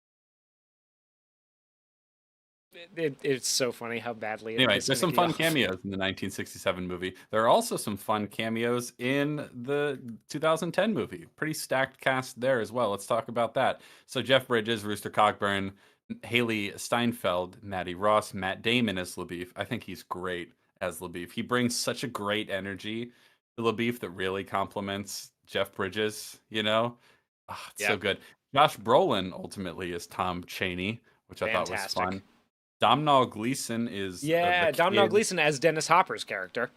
Yeah, fun little connection there. I like that. And he's good. He's good. J.K. Simmons as the voice of Lawyer Daggett. Lawyer Daggett does not show up, unfortunately, in the 2010 version. Although I do wish that we would have gotten a little bit of J.K. Simmons on screen. But I like. He's got a great voice. I like it anytime it's included. I'm just gonna swap between the trailers at this point. Like, yeah, that's fine. We're gonna jump back and forth, sort of talk about how both movies handle what is otherwise like a very comparable story. So yeah, jump back and forth between the trailers as you see fit. Yeah. Great. Overall, like both of them have pretty stacked casts. You know, except for LaBeef. I think LaBeef is really the weak link of the 1969 version. He was a famous singer and he wanted to act, so they said, "Sure, go for it, buddy." And then they went, "Oh." Did they even get him to do the song? He's not the guy who did the title song for True Grit, is he? You know what? Let me look into that because that's an interesting question. Didn't sound like him. I don't think it was. But yeah, Georgia says I noticed J.K. Simmons' voice and then he wasn't in the credits. I mean, he just likes working with the Coens, man. I mean, Burn After Reading, that little role that he has in Burn After Reading, absolutely crushes. So good. Dude, Burn After Reading is such an amazing movie. That movie's so funny. Oh, okay, so we're going through the overall story in broad strokes. Let's finish that up, and then we can start maybe talking about some of the specific scenes as we go through them. Okay. Yeah. So Maddie has to come to Fort Smith. She hires Rooster Cogburn to go after. She has to convince Rooster Cogburn to do it, and he's very reluctant to at first. Yeah. Well, he's reluctant, but also he's just, like, as soon as he sees the money that she's offering, right? You know, like she settles her father's affairs with this great scene in both of them where she argues to get the guy selling the pony, like who, because her father came to town to buy some ponies to breed for deer hunting, but then she finds out that they're all geldings, so you can't breed them. So she negotiates for to get them back and also to get a price for her father's saddle. And she does, like, the thing I love about that scene, right, is that she comes in and she goes, I want $325, and he keeps trying to negotiate her down. And then she says, like, there's a couple times where she's like, okay, maybe 300, and he goes, I'll go to 250. 250 is like my best offer. And she goes right back to 325 right Yeah. by the end. She throws in like another variable to be like, oh, and when we take this into account, my price is back up to 325. Which, like, I just love it. I think Yeah. it's so much fun to watch her do this and to read her do Yeah. this stuff. And Haley Steinfeld captures it great. I do like when Kim Darby does it too. I think she that's really the point where I started to be like, oh, okay, this performance is pretty solid. Actually, this is kind of, Yeah. she's getting into it. You know, the material is helping her build up to what I want her to be, right? Yeah. So I did like that, right? And then she negotiates to buy a pony back from the guy at a different market price, which Yeah. is really funny. And then after she like is that the same scene or is that like when she comes back that you're That's talking when she about? comes back. Yeah, Yeah. when she comes back and he's like, "Oh no, are we negotiating again?" It's like, "Please, I don't want to negotiate with you anymore." Pretty funny. Yeah. There's a lot of funny little jokes. Someone mentioned it earlier. This is not really intended as a joke, but it did make me laugh when we watched it. When she goes to pick out the pony, and there's like a little black kid who's like the stable boy or whatever, helping him, and she's talking to him, and she's like, "I'm gonna name this one Little Darky." Little It's not Blackie. Darky. It's Blackie. I'm joking, It's but even I'm gonna name this. Oh boy. that was kind of funny. That was a sort of unintentional laugh, but there's a lot of intentional laughs too. I quite like when she comes to the Undertaker to look at the body, and he keeps going like, Now, if you wanted to kiss him, that would be fine." And then he says, "What does he say at the very end of the scene?" Like Doesn't he say it it's like again? fading to black, and he throws in another joke right as it's fading out. What does he say there? You remember? I thought he just said if you wanted to kiss him, it would be all right No, he twice. throws in something else. Like he says that twice, and then he throws in another one at the very end. I'll find it while you keep going. Okay, yeah, but and I was a little. It's interesting, right? Because like knowing that the Undertaker in the 1969 version is the guy from Twin Peaks who just kind of repeats the same lines a few times, and it's really funny when it happens. I was kind of hoping that he would do something similar as in the Coen Brothers version where he says it twice in a kind of an awkward way, but he's just normal in the in the original 1969 version. Although I do like the purple, using the purple curtains for the Undertaker's thing in the 1969 one, add a little splash of color that still works. Very nice, good. You know, like that's one of the things that as much as I prefer the 2010 version, I do like all the colorful sets that the 1969 one has, and like this sort of more classic Western feel on the sets. I think that is something that is a little bit underrated, uh, comparatively, especially in modern westerns where they don't do that as much.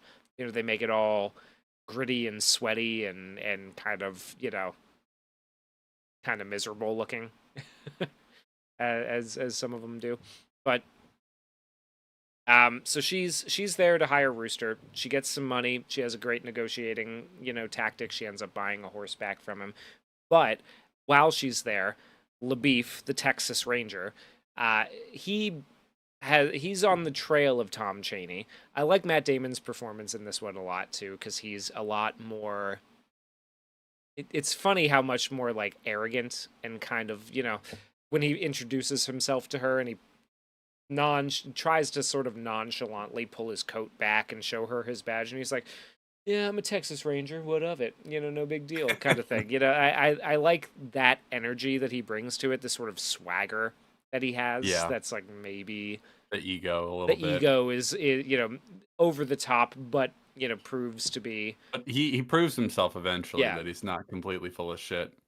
Well, and like knowing the story of the Texas Rangers, like the actual real story of the Texas Rangers, like you wouldn't wouldn't you think that they might have a little bit of that ego on them, considering the shit that they went through, especially in the Oklahoma territory, you know? But anyway, so LaBeef tries to throw in with her because he reveals that Tom Cheney is not just Tom Cheney who shot and killed her father. He also shot and killed a senator, a state senator in Texas. And there's a big reward in Texas out for him. And this is where we get to see what it is that Maddie is truly after. Because Oh, sorry. Thank you, because I could not find it in any of the transcripts online. But Georges Rex just had it in the chat. Thank you, chat. Says like he says now it's like you can sleep in a coffin if you'd like. But he says it almost exactly like he says the other line. So it's like the third beat in that like it would be all right thing where it's like if you'd like to kiss him, that would be all right. It's like if you want to sleep in a coffin, that would be all right. And he says it right as like the film is fading out. It's funny. It's a good little joke. I like it. Was it worth it waiting that long? Probably not, but it's funny in the movie. You'll it have to is. take my It word is. for it. He also sleeping in the at the Undertaker's is also, yeah. There is a line about that in the novel where he says like, "Oh yeah, yeah, you can sleep in a coffin if you like," which is yeah, it is funny. I like it. Okay, so LaBeef is and all right. The conflict between LaBeef, Rooster, and Maddie as to what to do with Cheney, right? Because Maddie has paid Rooster $100, or has offered to pay him $100. She's not going to pay. She's not stupid enough to pay him all of that up front, right? She's like, here's 25. You'll get 25 when we leave, and 50 when you deliver him. And he at first is like, oh, that's great, cool. That sounds fantastic. But then he finds out from LaBeef that because he's wanted in Texas for shooting a senator, a state senator, there's essentially a $2,000 bounty on this guy. And so he wants that to happen, but Maddie does not want them to, she's like, no. He shot and killed. I don't want him to go to Texas and hang for killing a senator and a dog. I want him to hang here in Fort Smith, Arkansas for killing my father. Right? And that's such a great character moment where we get to see, like, so she's dedicated to the idea of truth and justice, but not just revenge. That's what makes this different from what they ended up doing with the Supergirl story, right? Because she doesn't just want him to die. She doesn't even just want him to know that, she came for him because he killed her father. She specifically wants him punished, not for any of the other things that he did, but for killing her father. And that's why she goes along with him. Yeah, it's interesting because he say something to the effect of like, well, does it really matter what he's hanged for? And she's like, yeah. Yeah. Yes, it does, actually. It matters that he's hanged specifically for this crime, that he's convicted specifically for this crime, because it really matters to me that justice is done not just because he did other bad things, but because he did this thing in particular. To me, so it's personal. Yeah, it's personal, but it is something where it's like, no, like he's gonna pay for the crime that he committed to my family. And also, she doesn't really have confidence in LaBeef because she kind of points out pretty quickly, like, well, how long have you been chasing him and you still haven't found him? Yeah, with a black mark as bold as Cain on his face. A great line, by the way. Absolutely. By the way, I looked it up. The story takes place roughly in 1880. $100 then is $3,264 today. In case you were curious. Wait, what? How much money she's paying him? $3,000. $100 is $3,000. Okay. Yeah. Well, so then, shit. What's $2,000? Checking. Beep boop beep boop beep boop. Calculating. That is $65,000. Jesus. My God. Yeah. Wow. What a world. You could go shoot Josh Brolin. Pulling that kind of money.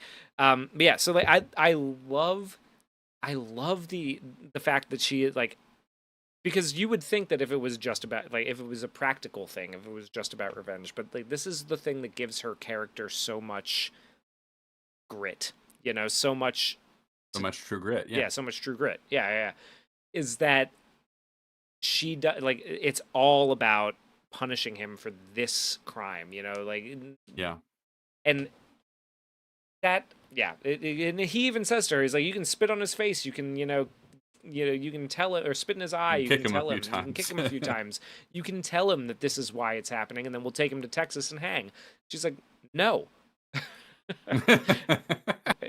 Uh-uh. Unacceptable, soldier. Unacceptable, sir. I paid you good cash money. Yeah. I also find it's an interesting little detail here because in both movies, when she arrives in this new town, she kind of observes a hanging, where a few people are being hanged all at once in the town Yeah. square. In the 1969 movie, it kind of unnerves her a bit. She kind of recoils at it slightly, and not in the 2010 movie. Not in the book either. Yeah. Yeah. See, that's if to the extent that there's a big difference between the approach in these two movies, it's that right there in a nutshell. The main Because takeaway, because like I really like this part in the book that is not in the either movie, honestly, which I think is a little odd, right? But like in the book, the Indian guy, because they all do their last words, right? In the Coen brothers version, they have their, and it's pretty close. But when they get to the Indian guy who tries to give his last words, they just put the hood over his head because they're like, and it's like the idea is like, all right, we're tired of hearing you, all yap, we're just gonna do this. Mhm. But in the book, he gives his last words, and he's like basically saying a prayer, and she has Mhm. this little note about like, I would remind you about the criminal on the cross who was crucified next to Jesus, right? Like you might think that it's strange for an Indian to, become a Christian, but like it's what it's showing you with her response to it. And I don't know if there's a great way to do it in the movie, so I don't mind that it's not there. But what it's showing you is that her response to it is like there is a higher truth that anybody can aspire to, and like she's kind of looking at this Indian guy who says the prayer and does that, and she's like, that's the one who's going to heaven. Like that's the one who gets the redemption in her eyes, is the one who resembles most to her what would be something like out of her morality Is he teachings, saying right? in the book, is he saying a Christian prayer or an Yeah, Indian no, prayer? Christian prayer. Like Okay. he's yeah, because he's Interesting. he's converted to like Presbyterianism, and she likes that because she's Presbyterian. There's a lot more Yeah. like secretary, like this is something that I think Sectarian. sectarian. Yeah, there's a lot more sectarian like jokes in the book that I think it's very funny, especially now when like people don't really care about that sort of thing. But to like go back and read like she's a Presbyterian, and so she like jokes about Methodists and then non-denominational Christians a lot in the book, and it's kind of funny how she's just sort of like the bigotry towards the different sects is really like, I don't know. I think that we need to bring that Yeah. back. Those are funny You know, jokes.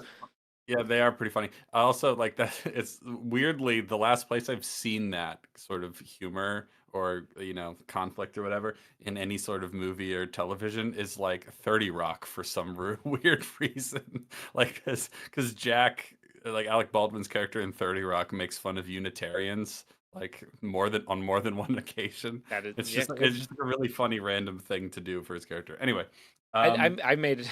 I've been starting to crack those jokes because somebody the other day was just like, "Oh, I'm like non-denominational Christian," and I was like, "Oh yeah, they don't let those in. no, yeah, that doesn't count. That doesn't count. Um, You got to pick." Really quick, because I think basically, as we're sort of going through the story, we're already sort of talking about how the different movies handle the specifics. I want to rewind briefly to the beginning because the big, I think, honestly, one of the biggest changes in the adaptation is how the movies handle the beginning of the story. Because in the Yeah, 1969 movie, we see a little bit of the normal home life before they find out that the dad has been murdered. In the 2010 movie, we find out in opening narration that the dad has been murdered. There's a little bit of a monologue from Haley Senfield, from Maddie, sort of describing in her point of view, how it went down and why he did it. And it opens over the shot, it kind of fades in from the darkness, and you see these kind of warm, glowing lights in the distance, but as they're coming into focus, you don't really know what they are until you realize that they're lights outside of like a bar or an inn or something. And then we can finally see that there's just a body laying on the ground as the snow is falling, and we slowly kind of push in to reveal her dead father on the ground as she's sort of talking about the coward who killed him and ran away. Right before this, there is a quote. I believe it's from Proverbs. I can't find the exact image, but it's Yeah. something to the effect of It's the like wicked the wicked flee when none pursueth. dude. What a great opening quote to start a movie off of. It's so good. There's so much. Straight out of the book, bro. Straight I out of the know book. there's so much you can pull from that, especially we'll talk more about it when we get later in the story. But that this is such a strong opening, and it really fast forwards a lot of unnecessary time that the first movie takes. You know what I mean? Like we're just getting right to the point, and I like that there's a little bit of narration here. I think the only way to get some of those lines you're talking about is if there were narration throughout. I think it's probably a point in the movie's favor that it doesn't do that ultimately. Some movies can do that quite well, but this movie has narration in the beginning and at the very end, and that's really about it. Yeah.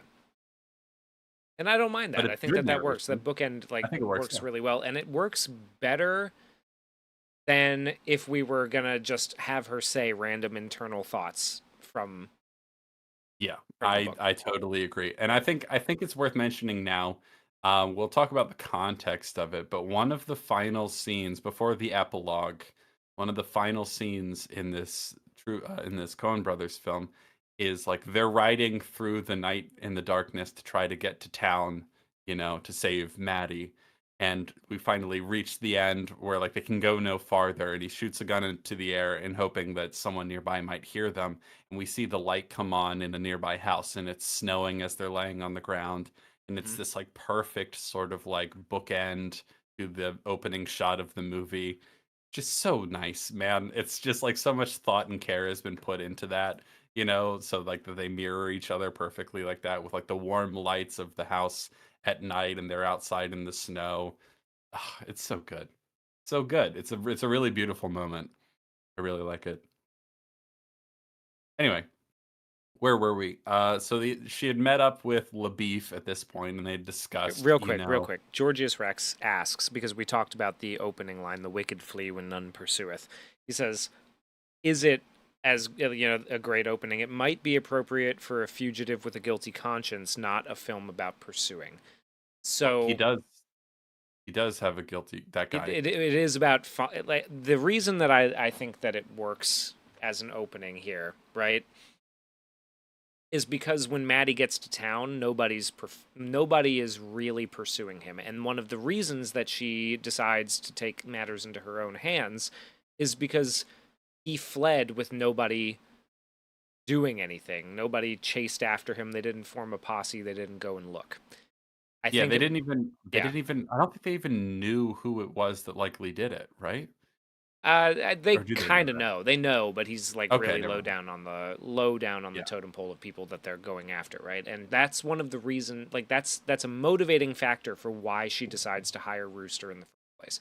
One of the problems that I have with the opening of the 1969 version is that it shows him doing it in front of a crowded saloon, and everybody runs out to see what happened, and then when he turns the gun on them they all kind of stop.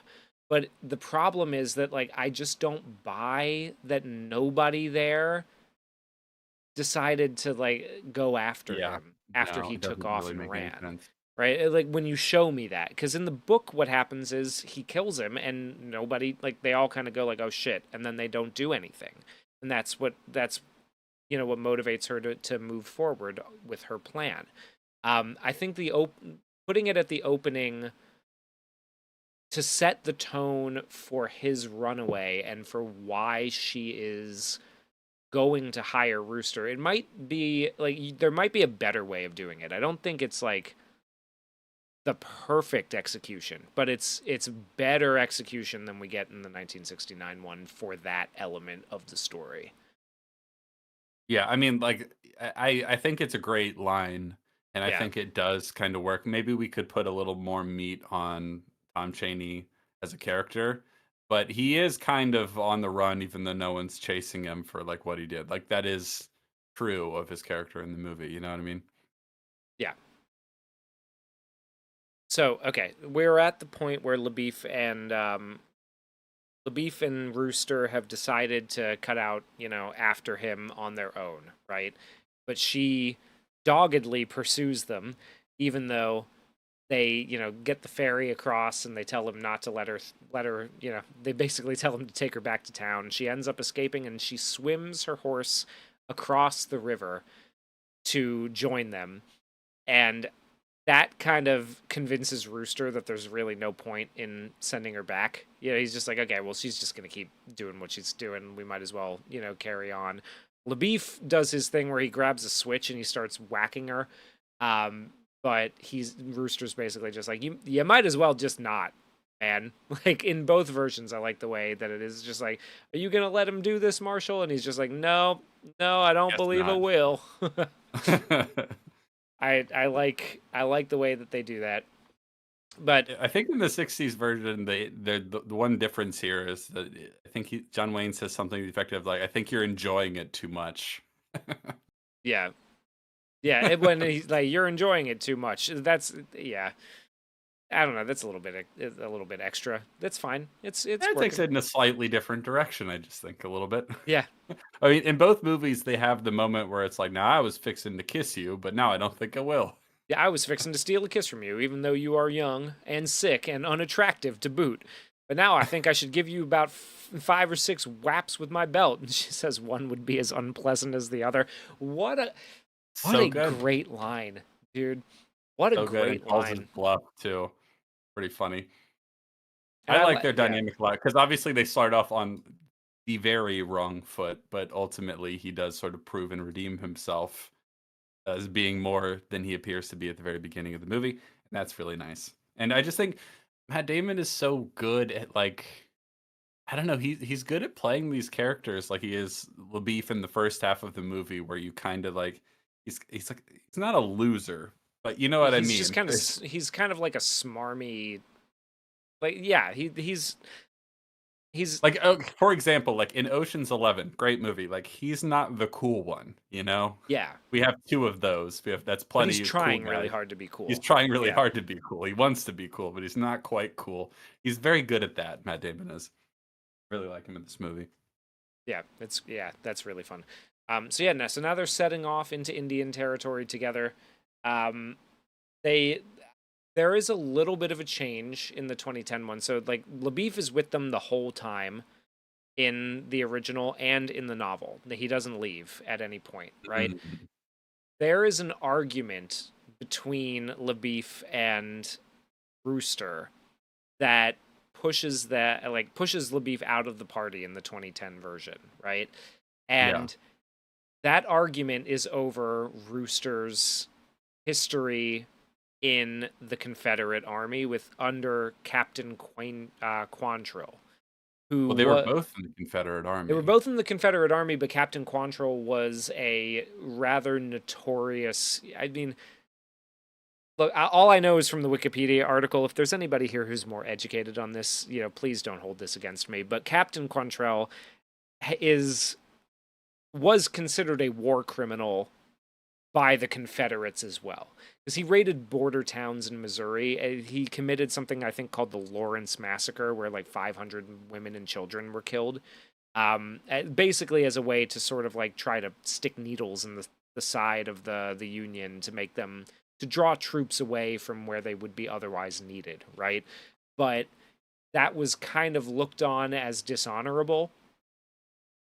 Yeah, Now, for some understandable for reasons. In the understandable movie reasons, in the movie and in the book, the Rooster calls that a goddamn lie.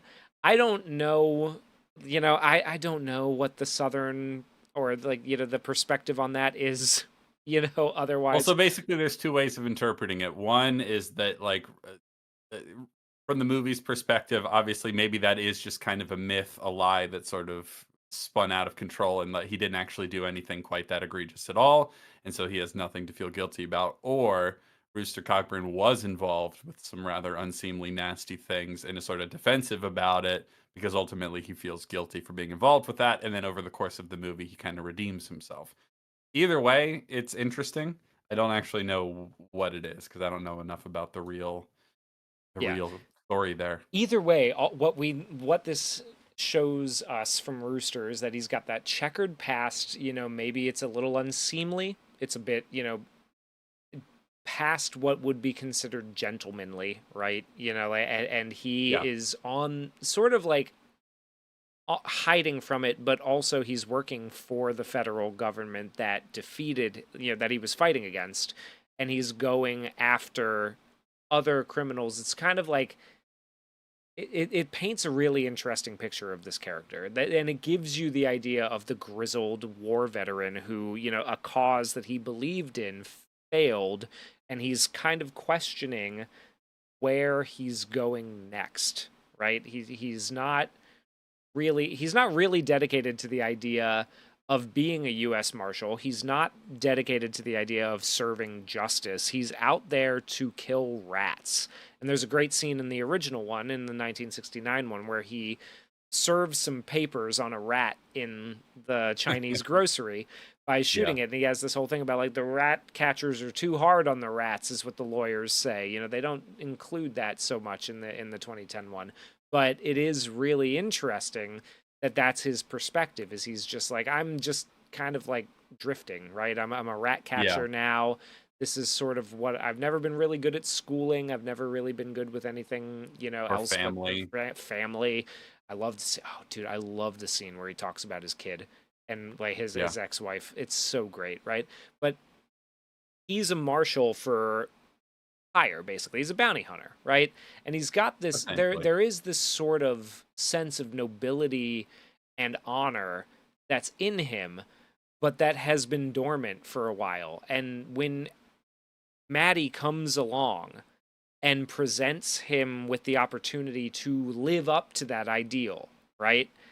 Then he rises to the moment, and Yeah, really, that's what I love so much about this story, about the book and the movies, is that but all of them understand the idea of redemption for this, like by serving a higher purpose. And like yeah. it's something that a lot of the deconstructed westerns don't do, and I really, it's so nice, it's so refreshing for Really both good. of them. I love it. For his part, LaBeef is also a Confederate commander who served under General Kirby, I think he says, and I quite like it. I think it says something nice about his character. He's like, I served under General Kirby, and I ain't ashamed to admit it, or something like that. Yeah, He is much more comfortable with having been a Confederate soldier, because he wasn't part of this unit that may or may not have done some awful things, and so, but it's an interesting contrast between them how they handle themselves. But you were talking about how they get into an argument and they go their separate ways. I just assumed this is what happened in the book because I think this is an improvement. I really like that they split off and come back together later. I yeah, think I that I think works that really works well. really well. It sets it all. The way that it plays out in the original, in the 1969 movie, is closer to what happens in the book, Okay, I which is like it better okay. here. But I like Yeah. it better in the 2010 one. Yeah, I do. I think it I works. think there's something really nice because I like the argument they get into, and they both agree, just like, well, all right, well, we're going our separate ways. That's fine. That's better for me anyway. Like that Yeah, sort of attitude. And so Haley, at this point, has more reason to trust Rooster Cogburn. She's given him more money and everything. So she goes with him while leaving LaBeef off on his own. Um, and they go their separate ways. Then they hear tell of like a. So they're trying to find which way he could have gone, and they're asking random people. They don't have a lot of leads. They sort of there's a series of vignettes essentially along the way until we finally get to the cabin where those two guys who actually know where he is are. You know, yeah, but some of the vignettes here are interesting. Other ones I don't quite understand the point of. So, okay, so when they're walking through the sort of like Texas wilderness and they come upon the guy hanging from the very tall tree, and Jeff Bridges is like, I'm too tall to get up there. You're going to have to go climb up that tree and cut him down so we can see who it is because maybe it's Tom Chaney. Who knows? And so she goes and she climbs up and she like they cut him down. Ultimately, it's not him at all. And he's like, no, I don't even know him. Yep, no, Like, I don't know. I do not know this man. I do not know this man. Yeah, it's pretty funny. It's a good little bit, and also it's like it's an interesting little vignette, little like mini adventure along the way that makes a certain kind of sense. And then while she's up there, a man passes through, and like they have a brief exchange of words, but she can't hear it because she's all the way up It's in the very tree. tense at when he Yeah, it's shows up, very right? Because tense. you're just like you don't know who this is. He's got a Because if that gun, guy kills Rooster Cogburn, because you don't really know at this point whether Rooster Cogburn is even legit. You know what I mean? Like you don't really know if he's got the stuff, if he has the true grit or not. And so they're out in the wilderness. She's very vulnerable up in the tree, and this guy comes along. It's very tense. Like, oh, what if he just shoots Rooster Cogburn? She'd be fucked. You know, Yeah. so the tension is like really quite palpable. And then the next vignette. So that scene I think is quite effective. Go ahead. Yeah, I think that scene is really effective. That scene's not in the book, actually. So it's kind of interesting Interesting. that they add that in. You know, it is. Doesn't it just work really well It in the does. story? I think Yeah, it it's good. does. It gives some Yeah, it's time good. for him to talk and like monologue a little bit while she's climbing up there. We get a little bit more of his character. Also, real quick, Mexican American. Thank you very much for the super chat. Says, how did you guys miss that in Obsession, Nikki acts out of character and does weird things at times because the real her is trying to lash out, or the wish/spell works with what it's got from her mind and emotion? I don't. I would not say that we missed that. I feel like we recognize that very clearly. So our main criticism of Obsession is that the movie tries to do two things that don't actually work together. One is that this is like what's really happening is that this is very real for Nikki, and that she is just this is but she's under a spell, right? But it's real for her. That's what Curry Barker's voice says at first over the phone. He's like, just because you wish this for her doesn't make it not real. And then later it's like, oh, do you want to talk to the real her that is trapped in there and is like sort of aware of what's happening? So that's one sort of contradiction. Those two things are incompatible.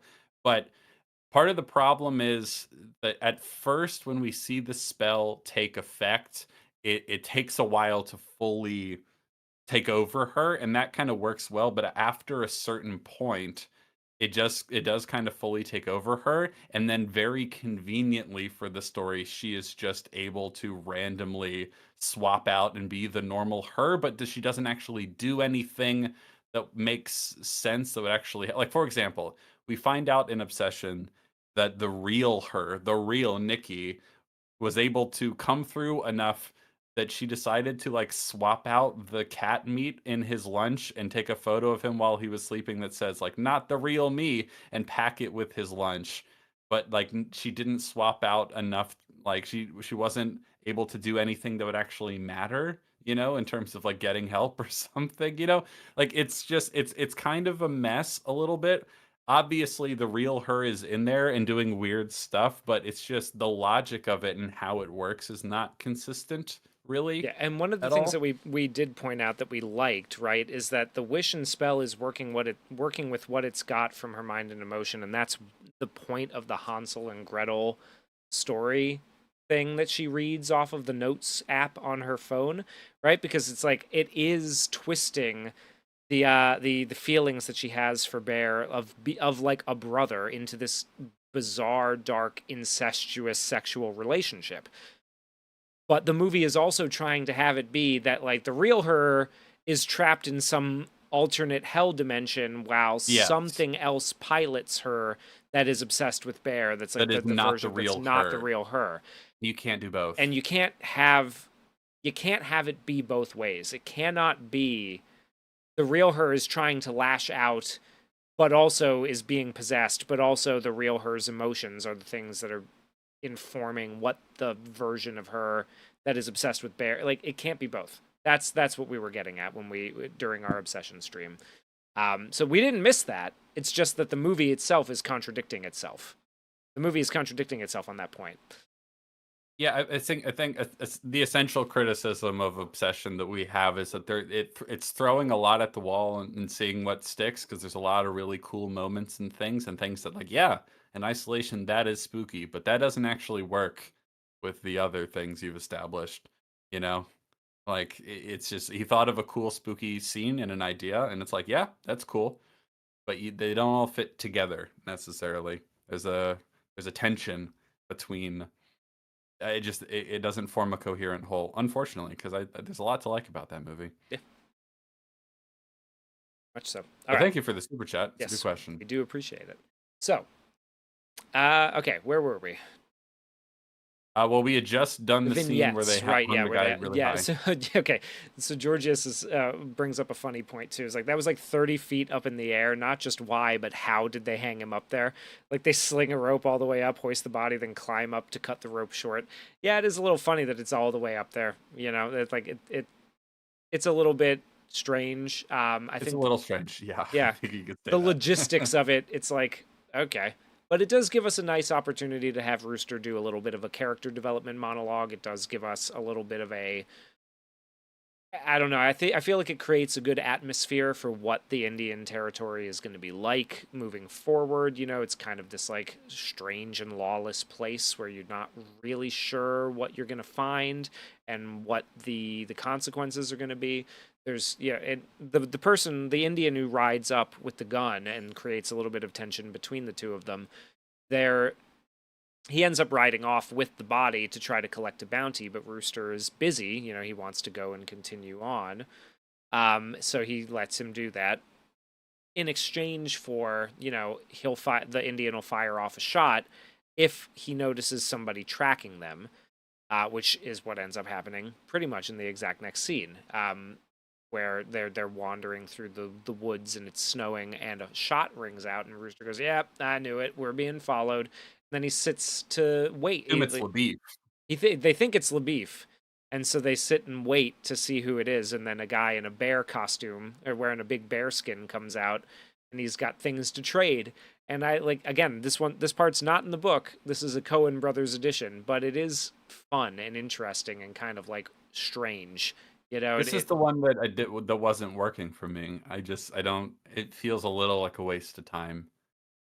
You know, okay, he yeah, I comes could see in that. and he starts rambling. I like that he's got the bear, on his head and all that. He's got an interesting look to him, but he's just sort of rambling and it goes on a little too long for my taste for what it Yeah, actually accomplishes. I can see that. Yeah, I don't Trying mind to it. I remember think what it's were kind some of of the okay, so eventually in both movies we eventually get to the point where we're going to a cabin because we think it's empty and we think it'll be a place to stay. And uh-oh, it's not actually empty. But before we get there, both movies have kind of like a number of little vignettes and mini adventures, or at the very least conversations, right? Especially between Rooster and LaBeef. Do you remember what they are, if they were any different meaningfully in the because obviously the two scenes we just mentioned are not in the book nor in the 69 movie. I'm trying to remember what they do in between leaving in between the the ferry crossing scene and when they get to the cabin. What happens in the 69 movie? You remember? they have their argument about Captain Quantrill. They kind of there's a Walk lot of around in scenic they walk locations. around in scenic locations, but then they're going to the lean-to because they think they can post up and camp. Like there's a guy at the traders McAllister's who informs them about where the dugout is. Well, that's in the 2010 one. He kind of knows that it's out there in the book and in the original, right? But he he gets some information that like okay Ned because they start tracking Ned Pepper, right? They're like, all right, we got to find this guy because we've heard that Tom Cheney is linked up with him. So they start going out looking for information on him. They find out that there's a lean-to, so while they're out there, they're going to go get shelter. But then there's two guys in the lean-to, and I don't remember too many of the interchanges between like That's fine. yeah, I Yeah, think because it it's mostly the same thing that happens in like it's about the same that happens in the Coen brothers one where they like argue over Captain. so they just argue and like, Yeah, they kind of argue and like kind posit the of like have backstory for a a little bit. clash of worldviews briefly. Yeah. Okay, It'll so happen at the campfire later, you know, yeah. like they don't I did feel that the entirely eliminate it. 1969 movie kind of really leaned heavily on just them having conversations about their backstories and stuff like that in a way that if it was really good, I might like it, but I wasn't greatly impressed, and it just did feel like, oh, like can we just move on?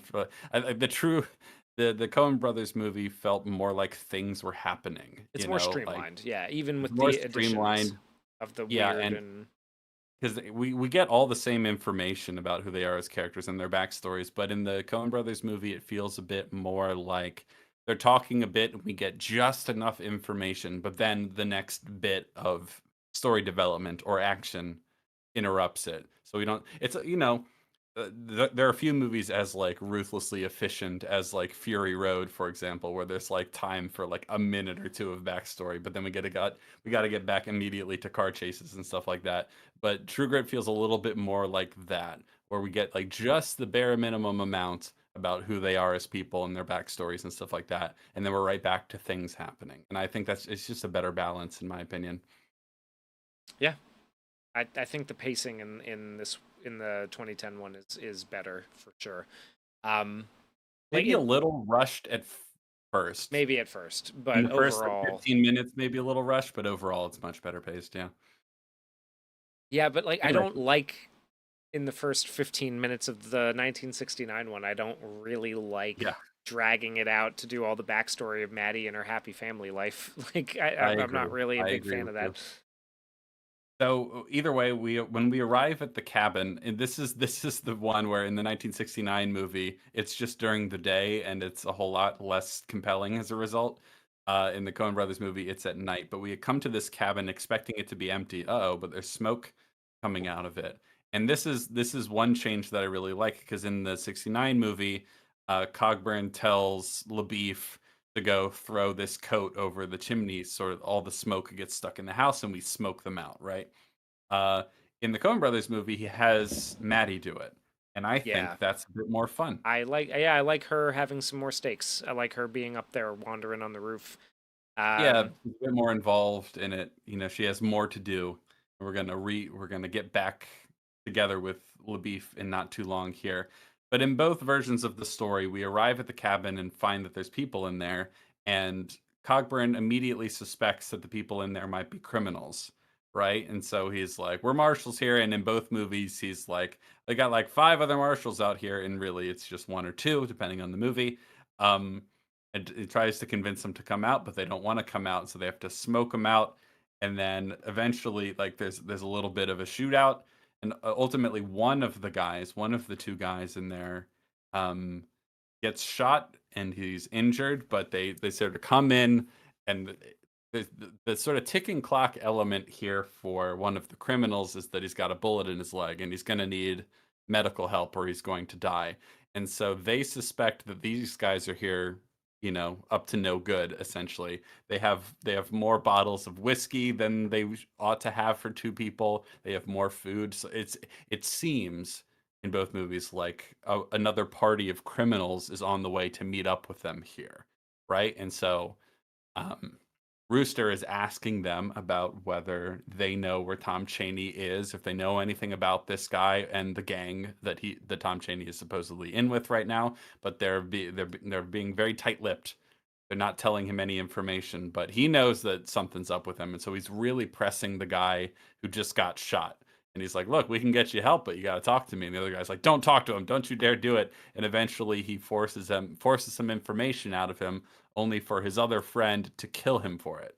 So the friend who isn't injured, the criminal who isn't injured, kills him so he won't tell, and then Rooster has to shoot him. I think the scene in both movies is pretty effective, except that when it's happening at night, it just hits a little harder. Otherwise, pretty compelling scene in both movies. And this is it's Domhnall Gleeson in the Coen Brothers movie, and so he tells him in sort of like his dying words. Essentially, he's like, he knows a little bit of information about where Tom Chaney might be, and so he tells him that, and he asks in exchange that he tell his brother back in whatever hometown. I don't remember the name. Hugh will probably remember, but he's gone right now. Um, he tells him like to go tell him what happened to me, so so I can send my remains back to him, and so he promises that he will. But then ultimately, when he dies, Rooster Cogburn a bit callously is like, well, we can't fulfill that promise to bury him and everything like that because the ground's too cold, and so that kind of it rubs Maddie a little bit the wrong way that moment. yeah, well, the fact that he said it and doesn't mean it. She's not that kind of Yeah. person. No, no, And no, no. Yeah, I mean that sets up some good, because Rex makes okay, another point. Yep, someone they meet up with tells him about this little cabin, and the other one, John Wayne just knew about it. But either yeah, way, like once they get here, I think both scenes. Tell me if you disagree, but like both scenes are pretty compelling and effective. yeah. Overall, I like both of them. Yeah, I don't think that they do well to keep them very similar, right? yes, And it's not like there's not much to improve on really from no, from the novel to this execution. I think is it's just a strong scene. Like there's a lot of yeah, drama back and forth. He's playing one off of the other.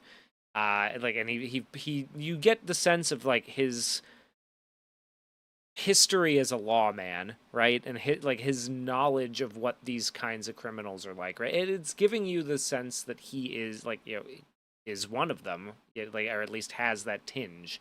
It's like the idea that sometimes you need the bad people to catch the worse ones. Like you have to be able to think like a rat to catch a rat. The Christoph yeah, yeah, Waltz thing from the beginning of Inglorious Bastards, right?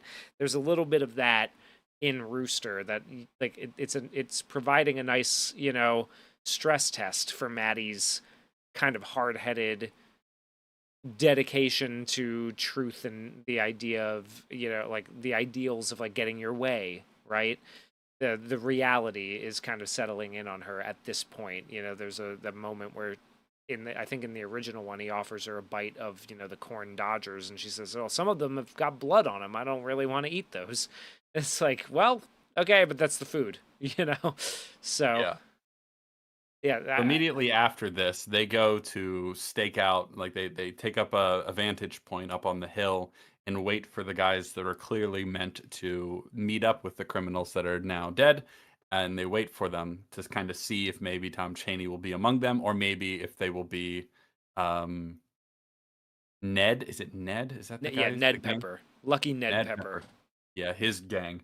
And so in both movies, the criminals arrive, but in this version, I think the True Grit version is more compelling here because I like what really helps here is that LaBeef shows up and kind of ruins their stakeout plan. You know what I mean?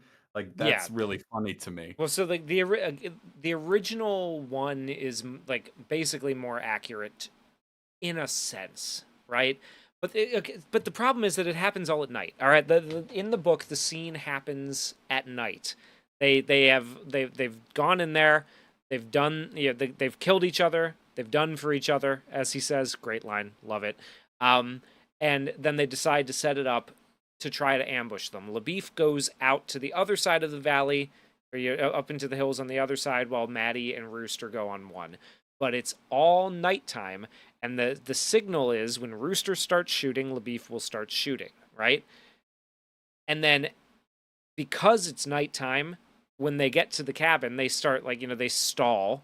They don't really want to go in because they're calling out to him and they're not getting any response. So Ned Pepper shoots his gun up, and LaBeef, who probably fell asleep because it's fucking midnight, freaks out and starts the shooting. Right?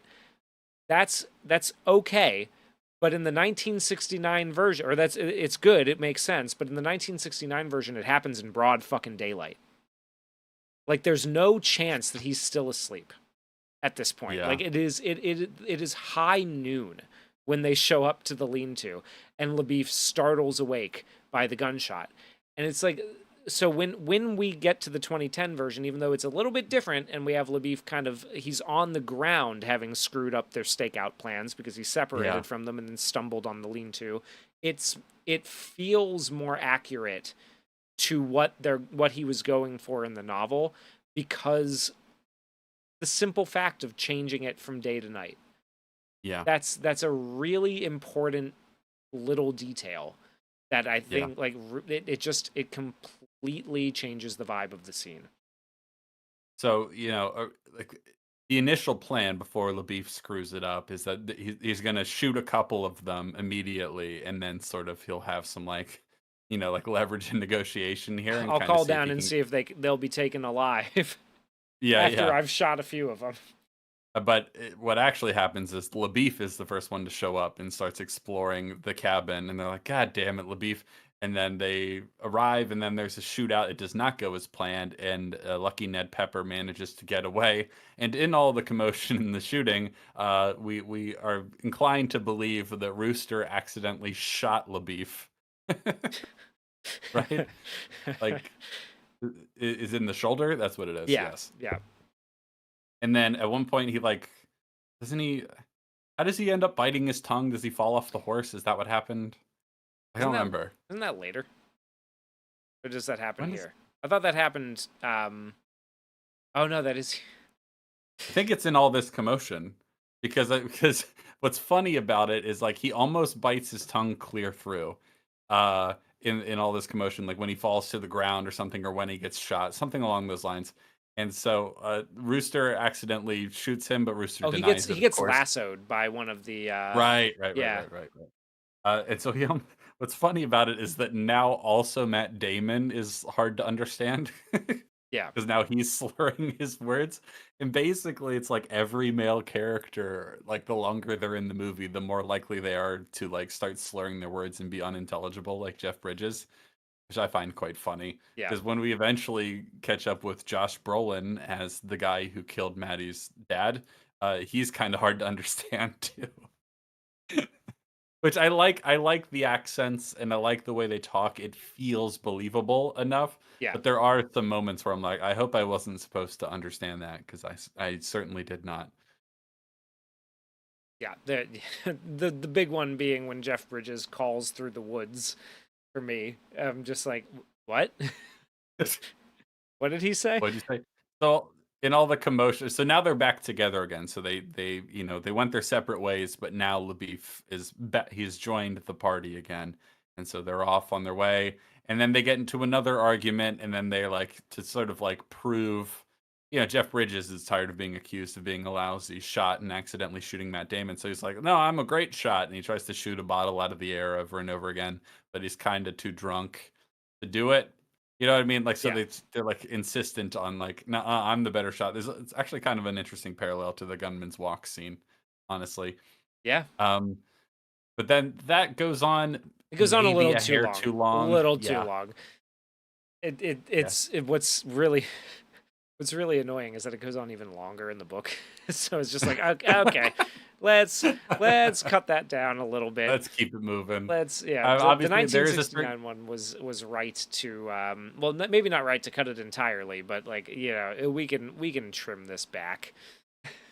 yeah. I understand the instinct because like there's a certain threshold you reach where like if it goes on long enough, it can become funny again. But I just don't think it quite worked. I no doubt that's what they were going for, is that it goes on so long that it's funny, but it didn't quite land for me. Eventually, we arrive at a mine looking for the Ned Pepper gang, and they don't find them. Not there. Now what? Correct. Now what do we do?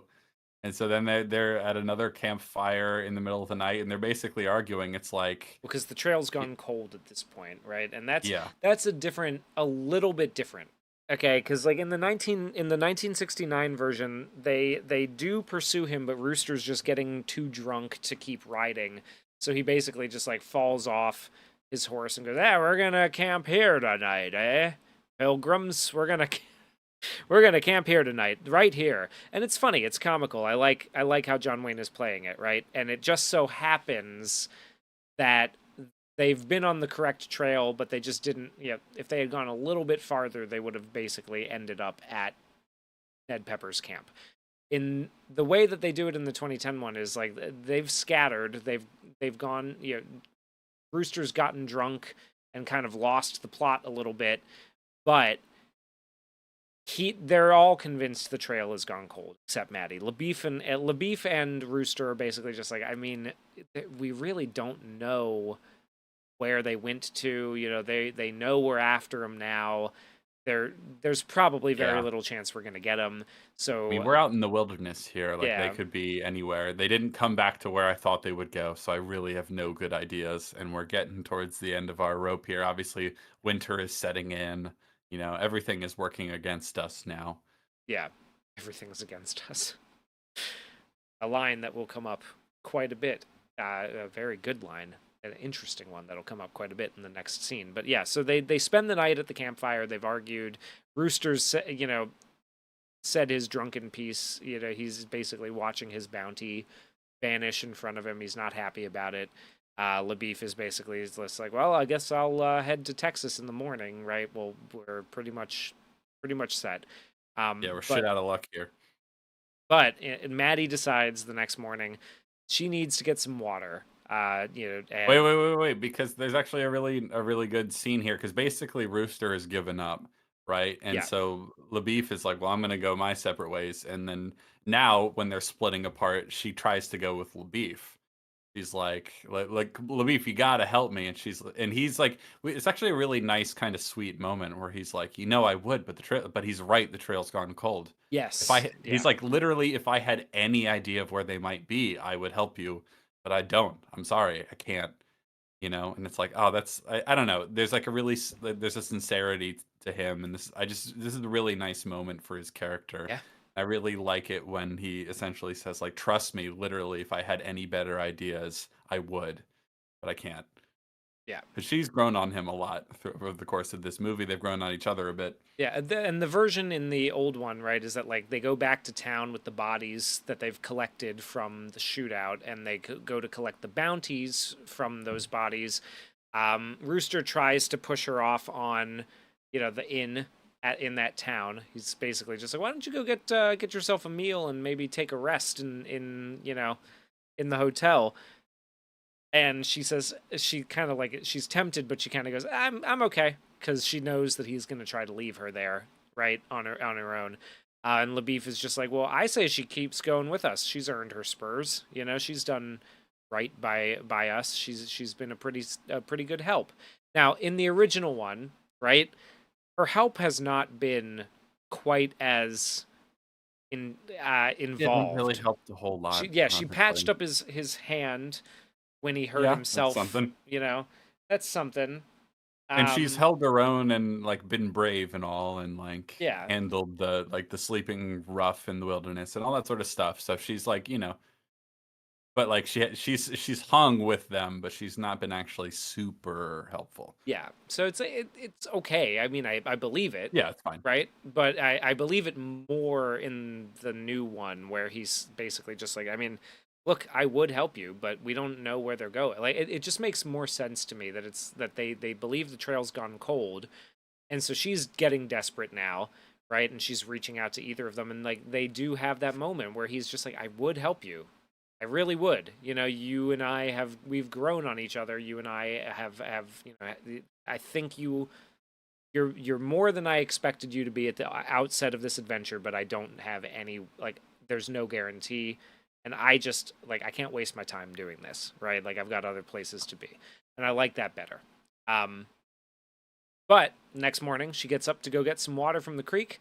And as she's filling the buckets, lo and behold, right across the little creek there is Tom Chaney in both versions. In the original version, it's almost more like a slapstick comedy thing, where she goes for a little walk down the hill, and then she slips and she falls. Yeah. And stumbles on him.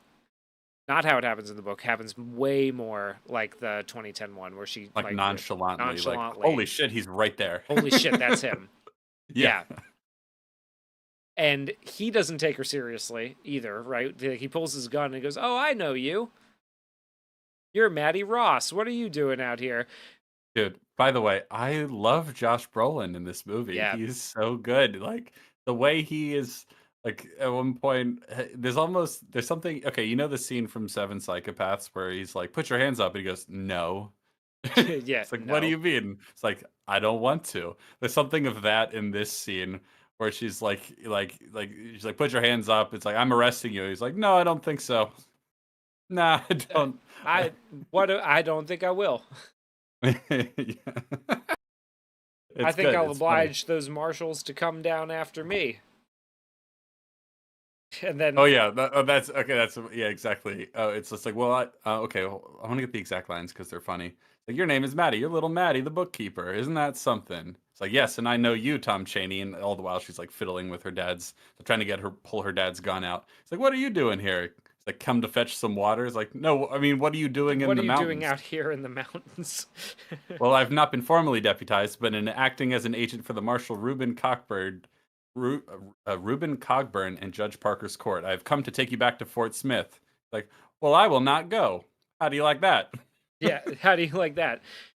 There is a posse of officers up on the hill who will force you to go. This is from the book, by the way, but they keep it pretty Yeah. closely, right? That is interesting news. How many is up there? Right around 50. They are all well armed and they mean business. What I want you to do now is leave the horses and come across the creek and walk in front of me up the hill. I think I will oblige the officers to come after me. And then she's like, Yeah, if you refuse that to is word for word what it is in the movie. Yeah, yeah. If you Yeah. refuse to go, I will have to shoot you. Oh, then you had better cock your piece. And this, like, I'm gonna just like start reading the. I had forgotten about that.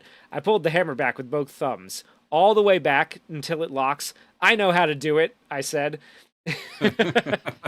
That's in both movies as Yeah, well, and it's a nice moment in all around where he like tells her how to do it, and she's like, I know how to do it. it's so funny how he's just like not taking it seriously at all. I know how Yeah, to do it. I don't think I will. I don't think I no. What do you think of that? Like, no, I think I'll wait for them to come to me. Actually, it's pretty good. And so then she goes to shoot him, and it doesn't work. The Well, she gun. she shoots him once. Oh right, she shoots him. Right. Shoot, She yeah, shoots him yeah. once, and he's like, "Ow." Like, oh, jeez, what am I? Oh, you broke one of my ribs. One of my short ribs is You broken. killed my father when he was trying to help you. You know. Yeah. Anyway, so then he comes running after her and he captures her, but the shot is enough to alert the attention of Cogburn. Um, he brings Maddie over to the other side, and then now he is in with like Lucky Ned Pepper's gang, and somewhere out in the woods off screen, Cogburn it has a little moment shouting with Ned Pepper, and this is in both movies as well, which leads me to think it's directly from the book, where basically Rooster says like, "Well, she means nothing to me," Yeah, it you is. know, Yeah. which is it's a really great little moment because obviously Maddie is going to interpret that as a betrayal, but what it is trying to disarm the leverage that Ned Pepper has here because Yeah. he doesn't want Ned Pepper to shoot her. He doesn't think Ned Pepper would actually just shoot her for no reason. So he's like, "No, this isn't going to work as leverage. She doesn't mean anything to me. She's just been a tag along that I've been trying to get rid of." Right, as a way of sort of disarming him so he doesn't like, keep the Oh, it's gun to her head the classic. whole It's a time. classic Yeah. bluff, right? Like, Yes. how many times in how many movies when a hostage is taken, right? Where it's just like, I'll kill her, I swear. It's like, go ahead, she doesn't mean anything to me. And it's just like they're just saying that. Yeah. They're just saying that. It But works in this yeah, movie it's though, I would great. say. Because like why would she be here? You know what I mean? Like I think the nature of the premise being that like it's kind of outlandish and over the top that like she would have tagged along on this journey anyway. So when he's like she's just someone who's been following us, I can't get rid of her. She doesn't mean anything to me. You believe that about Rooster, like that makes sense. It's Yeah. like, it's a trope, but it's pretty well Real executed quick, here, I would say. Georgius Rex is saying that it feels in the 2010 version after they've after they've already found the hideout and the hideout is abandoned. It feels more Deus Ex Machina to bump into him at the creek than in this 1969 version where they're on the trail but they stop just short.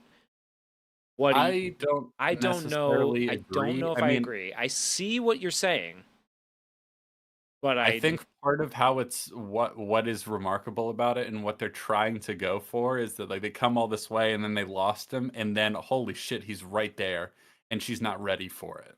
Is part of like what makes it interesting dramatically is that holy shit, we came all this way, we thought we had lost him and like we just ran into him right there and she's not ready for it.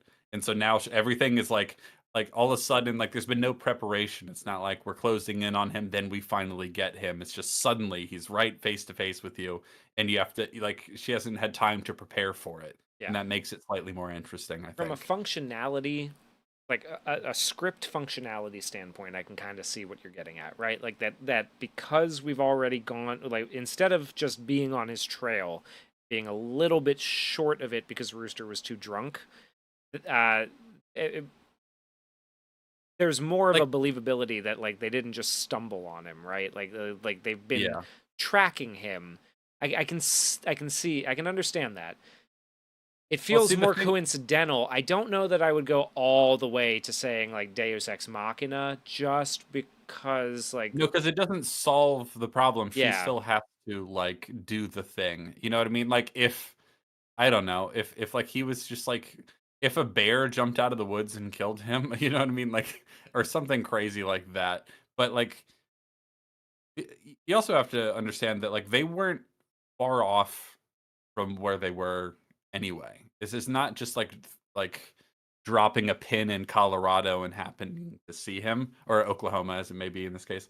Like they were close by, all things considered. There's only so many places they could have gone and in a certain amount of time, in the region, and they thought they didn't know where they were, but they actually were a lot closer than they realized. Like that's not unbelievable. That's not something that's only possible through like God in the machine. You know what I mean? yeah, less Deus Ex Machina than contrivance. Yeah, it's a little more contrived in the 2010 version. I would agree. I think that makes because like the trail is cold. They have no idea. Oh, he's right here, just across the creek, as opposed Yeah. to like we've been following. Yeah, I get that. I can see that. Yeah, It's a I little would. contrived in both movies Yeah, for the it's record, but contrived I in think it is both, a little but bit, it's a little more. actually, I don't know that it's much better in the 69 version. Not that I'm like trying to excuse it in the 2010 version, but in the 69 version, it's almost the same sort of like, oh, and then he's just suddenly there because she literally just falls downhill and there he is.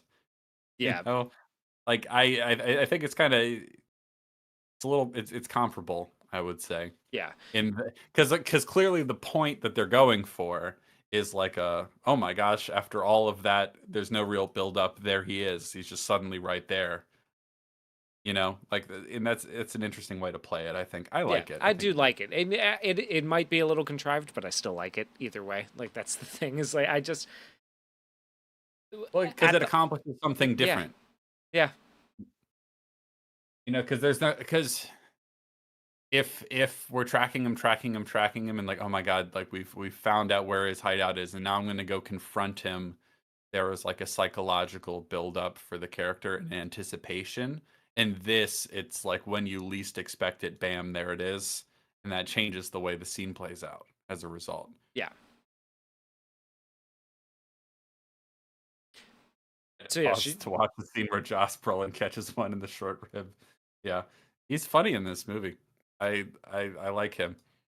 yeah Anyway, so now uh Ned Pepper convinces Rooster like, "All right, well, I won't kill the kid, but I need to see you riding off over that hill over yonder. And when I see that you've ridden off, then she'll be safe. I'll promise you that." And Rooster agrees to it. They sort of go up the hill to sort of see the next ridge line, and they see Rooster riding off, and they're like, "Okay, cool." And of course, Maddie is a bit upset. She's not showing it too much, but she's upset about this because she thinks she's left him out here to die. And so now she's in with the Ned Pepper gang, and the Ned is basically telling Josh Brolin like, "No, you can't kill her. I know you want to, but whatever. Like, I'm not yeah just like you don't get to do that because it's kind of an interesting dynamic that ultimately the bad guy we're after is not the head of some gang. He's just a guy, you know, yeah. and He's that's not a kind of Jesse James. He's not Jesse no, James. He's not John Dillinger. He's just a dude. And okay, so this is where we start to get the introduction of the line "Everything is against me." This is going to be Tom Cheney's sort of mantra, right? This is yeah, his worldview being spelled out. When he's at his low points or what he perceives to be his low points, right? Is like, everything is against me. Now I'm shot by a child, right? Mhm. When she talks about how he killed her father, he says, well, he shouldn't have. It wasn't my fault. He shouldn't have come. Shouldn't have put his nose in my business. Basically, in a better language than that, but that's what he says. Nothing is his fault. Everything is against him. He's Yeah. he's taking the perpetual victim mentality. It's Hmm. all, the fault of everything else around him. He and his choices. That's the reason he can't or doesn't have to be good, Yeah, because everything's just against him constantly. Yep. Interesting. Interesting that.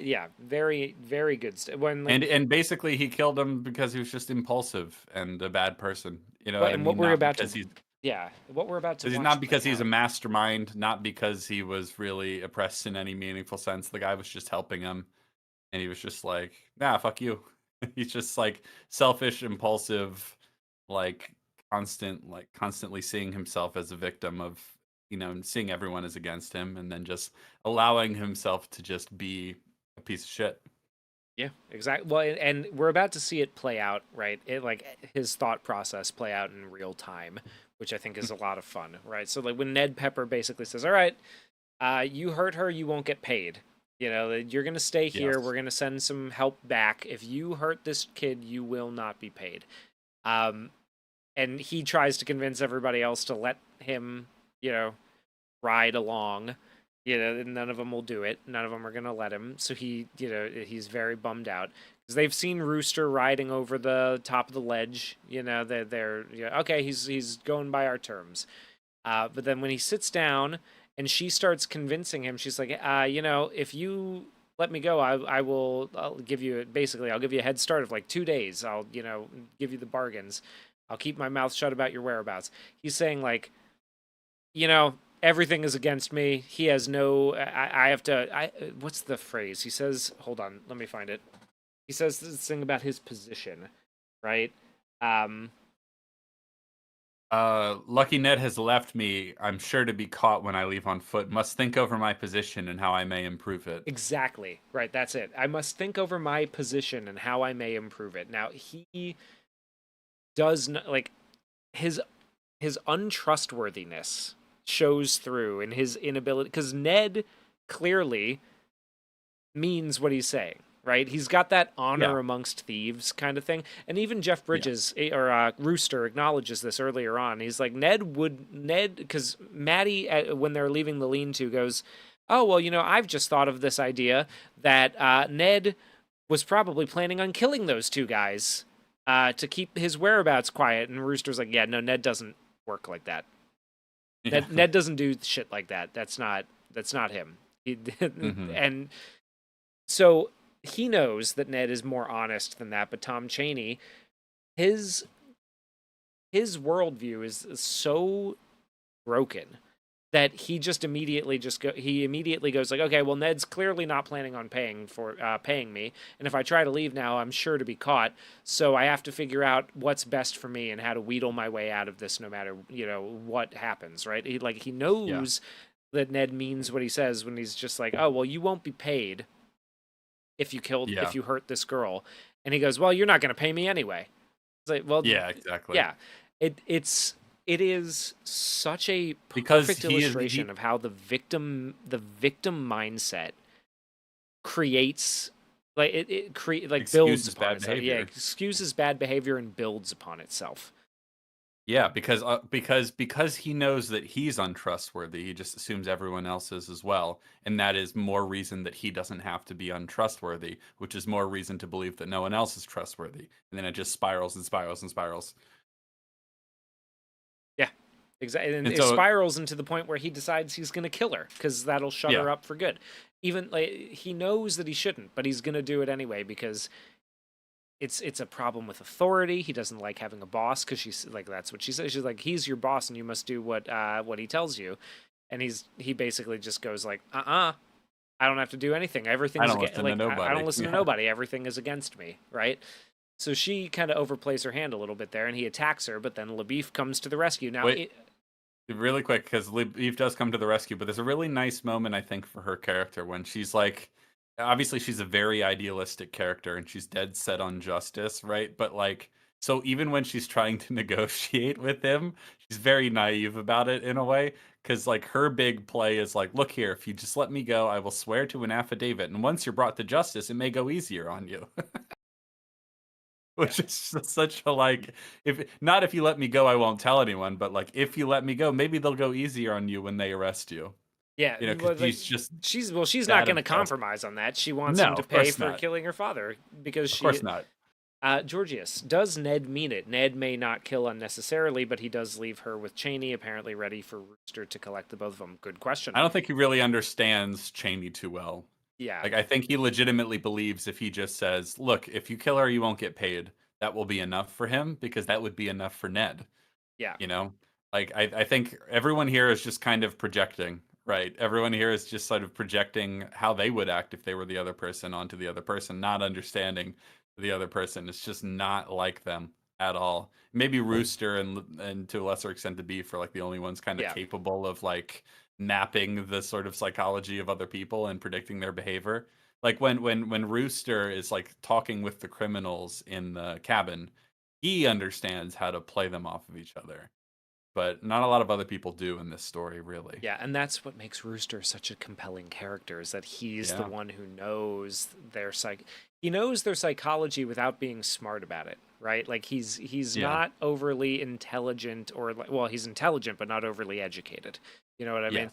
That's Yes. and that's what I love about that character so much is that he knows people because he's been around enough of them and seen enough of what they're capable of, and he's not I think naive I about think it. Ned genuinely believes that if he just says, like, Intuitive, "Don't great kill word. her," like, "You're not gonna get paid, all right?"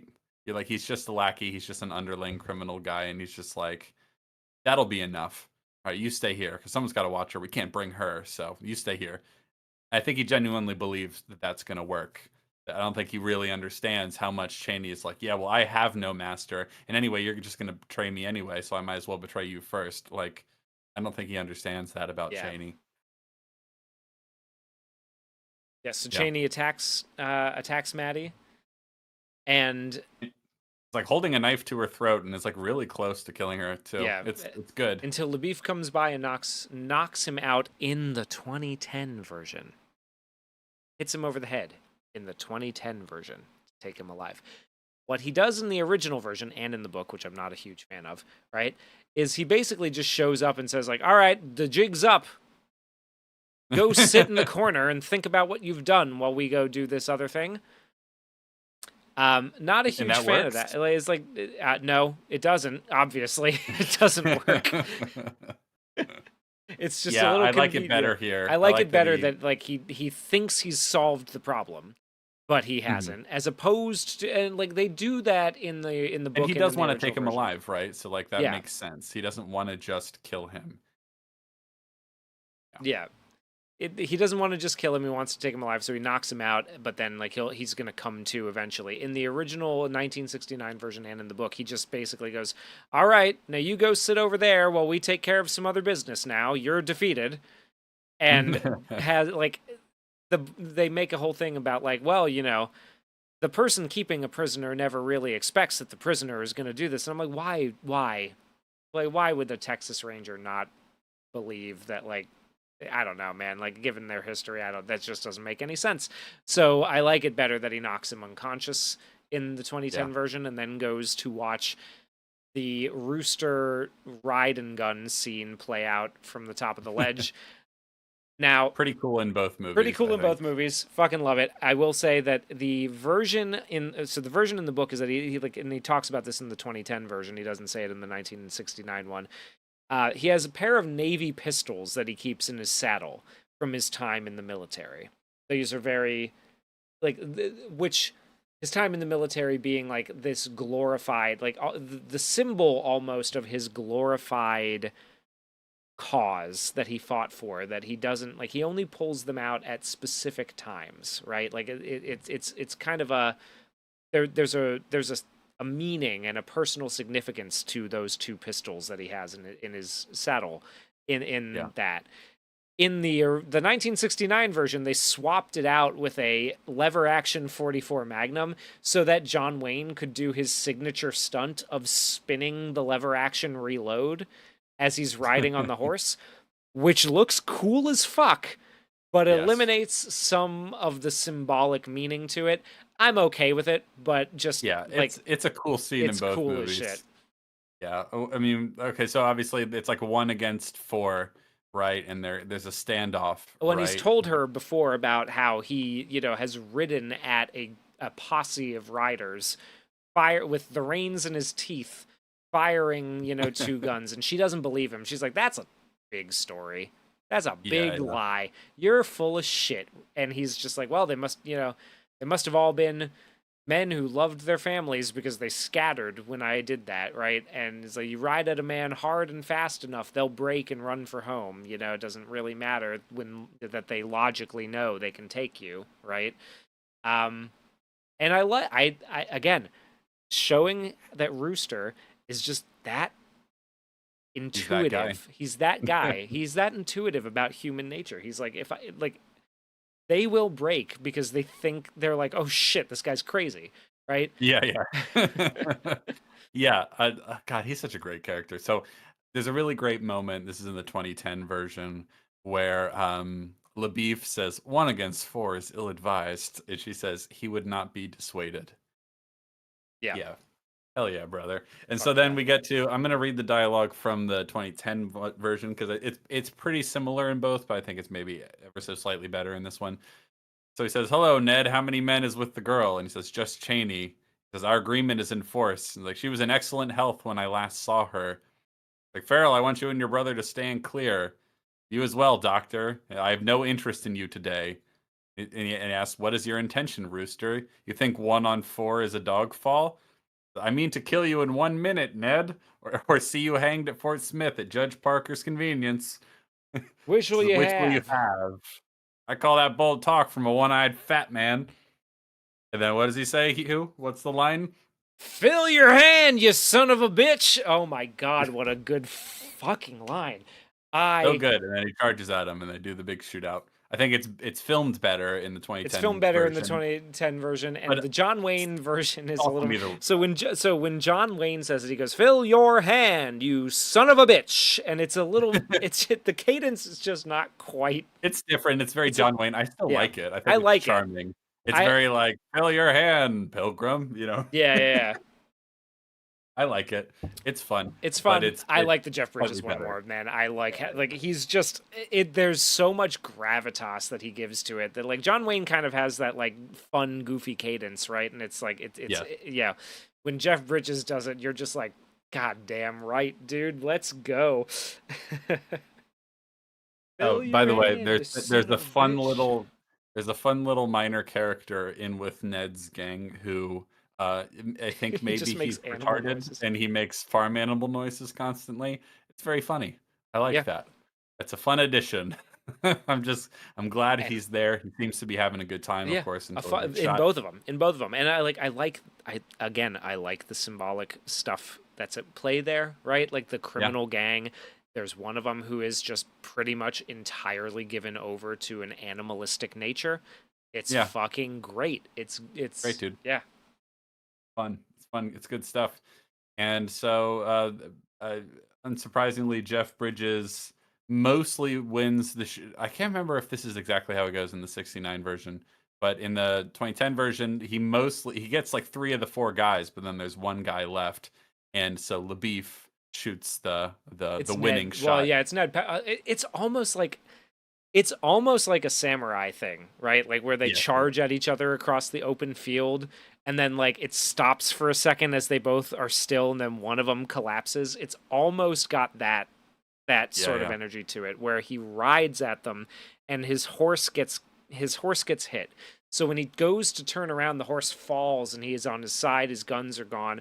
Ned Pepper is the only one still alive, and he rides up to him, and he says, like, this is another great line. Like this is why I feel like it's almost like Macbeth, right? It's like there's the play aspect of it where these lines just have such an like, especially when you see other like a bunch of characters or a bunch of different actors deliver it in different ways, right? Because he comes up to him and says, "Well, Rooster, I'm shot to pieces," but he goes to pull the trigger on him. LaBeef gets him from 600 yards with his Sharps rifle. Fucking Hmm. amazing shot. by the way, if you could pull that Also, a off. really great payoff for his bragging about what great shooters the Texas Rangers are, and like he's bragging about how good the Texas Rangers are, and someone else sort of is dismissive about. I think it's Rooster who's dismissive about it earlier at one of the campfire Yeah, oh scenes. my He's god, it's such a great like line not because one other. You don't say one other bad thing about the Texas Rangers. well, because they have a creek, right? And she's complaining about having to haul the water up from the creek, and he says, "Well, you're lucky to have a creek so nearby where I come from. You could ride for days and never see groundwater. Once I lapped, I lapped some water out of a hoof print." And Rooster goes like, "If I ever hear a Texas Ranger tell me that he didn't do that, I think I'll shake his hand." And by like, and he's just like, "What? You don't believe it?" He's like, "I believed it the first 25 times I heard it." Because like they're braggadocious. They're talking. It's a little bit like with like people from the Maybe lapping water off the ground is Ranger policy. yeah. You're getting ready to show your ignorance now, Cogburn. I don't mind a little personal chaffing, but I won't hear another thing against the Ranger troop from a man like you. That's so good. But ultimately, he puts his money where his mouth is, right? Like he's a little maybe defensive and not necessarily cool in comparison to someone like Rooster. He kind of flies off the handle a little bit, and he's a little more like I don't know. Like he's quick to like I don't know. Like the way he handles himself earlier kind of makes it seem like maybe isn't really the guy he's pretending he is. But ultimately, he comes through and he does nail that shot from 600 yards, and it's like okay, he wasn't all talk. Yeah. It's a I it, like yeah. The other thing. This is something. What? Maybe we should bring this back. All I'm saying. This is a very old-fashioned way of saying "fuck yeah, brother." But when she goes, "Some bully shot," I'm just Yeah, kind of like, maybe we should bring that back. Bully is a good word. Some bully for you, all bully that for sort of you. stuff. Yeah, bully for you, Teddy. That's a good word, man. Maybe we should bring that back. It's kind of a fun one to say. Some bully shot. What a, yeah. I And it's a great shot. It's a great scene. There's a great build up to it, and then he shoots him, and then he slowly falls. Like he's got that samurai moment, like you just described. And then Tom Cheney's still alive. He gets up and goes "rar," like you do. And so Maddie shoots and kills him, which is great. It's a great moment. And then but after that, she kind of falls backwards into the pit. Now, the pit is really funny in the Coen Brothers movie because, like, literally, like a minute and a half before this, as they're walking along before where they start riding at each other down below, uh, we don't see it on screen, but Matt Damon's like, "Watch out! There's a pit right there." It's just like that's their way of setting it up. Oh, it's so that is funny. kind of the way of setting it up too for the rest of them. Is like, hey, you better watch out. There's a pit right there full of snakes, and I'll throw you in. Yeah, yeah. Uh, it's pretty funny. But she shoots him. Speaking of the symbolism, right? She finally gets him and she shoots and kills him, but then immediately has to pay the price for it because she falls backwards down this Oh pit. my god. Then she gets bitten by a rattlesnake and then So rescued this by is Rooster. this is one thing. Like the movie didn't do it, and I totally understand why, right? But in the book, she's bit by a baby rattlesnake, one of the littler ones, which is more dangerous because they can't like their venom is more potent. Is basically like Oh, interesting. the venom gets less potent as the snakes age, right? As But they get less vulnerable, right? she's younger with some real grit in her, right? Some real salt, piss and vinegar kind of thing, Hmm. and she is bit by her equivalent in the pit Yeah. essentially, which is just great stuff, man. It's Because that would be kind of hard to do, right? Is that something you learn through like narration or like? you learn that through like the book basically just is like, there's a whole ball of rattlesnakes in there, and one of the little ones bites her, and she makes note that it's one of the little ones that does it. So like you wouldn't be Yeah, able to do it really it very wouldn't well. register as well. Yeah, Yeah, it like in a but it's a movie, so nice I don't detail. mind that they don't, but it's a great detail in the book for the symbolism of it. It's fucking great. That's interesting. Jay Jameson says the baby snakes also use everything. Like they Yeah, put interesting. Interesting. Yeah, that's a nice detail. I kind of wish that could have been included somehow, but it's a little harder to do. But yeah, she gets bit by the rattlesnake. She gets saved by Rooster, which is great because ultimately he does come back for her. It wasn't a betrayal. He does care about her. It's a nice little, surrogate father Yeah. moment. Okay, so Really here's the nice. thing that I don't like about the 1969 version. We're starting to get into all the stuff that I don't like about the 1969 version because it's mostly the ending where like the very beginning with the backstory development stuff I don't really care for, and the Mm, ending I think is very far off from what the tone is I supposed to be. agree. LaBeef dies in the 1969 version. He dies on the horse pulling them out of the pit. Doesn't happen Yeah, in the book. Doesn't happen in the 2010 version. it's more sense that it doesn't happen. I You don't know? like that it does. Yeah, same. It feels kind of cheap. Yeah, Well, first of all, we don't develop him into as interesting a character. He doesn't get to prove himself worthy or redeem himself from like his initial sort of like bad, the initial meeting and the reputation he earns as a result isn't very good. But we don't really get to redeem it a whole lot compared to the 2010 movie, and then they just kind of kill him off. Like, oh, I know we're supposed to be sad about it, but I feel like this isn't nearly as strong. yeah, and like Google AI, because I after I finished my reread after watching the 1969 version, but Google AI will tell you, oh yeah, LaBeef dies in the book before he ever makes it back to Texas. That's not fucking true. It's not. That's not true. Yeah, you It tell doesn't. him. It doesn't happen.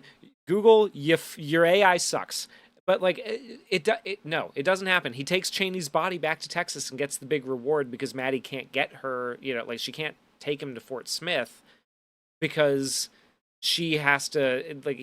Rooster has to save her fucking life. Yeah. Like And he's already dead, so it's not like she's gonna see him hanged, right? So it's kind of like, in the way, obviously they're not out of the woods yet, but it's kind of like everyone wins. He gets to have the reward, that he's been chasing after this whole time. Bring him back to Texas. He pays for that crime, and she got to kill him herself, so she kind of gets what she wants as well. yeah, It's a nice ending. I like it. that's a nice ending, and the fact that like it ends with her the book ends with her basically saying like if LaBeef reads this, it'd be great to catch up over drinks. Like I'd love Yeah. to see him again, right? Like because he's Yeah, the we only lost one. touch. I don't know where he is, but I would love to keep in touch with him Yeah. if I ever found him. Like that's a nice sentiment, and I think that's how the 2010 movie ends as well. Yeah.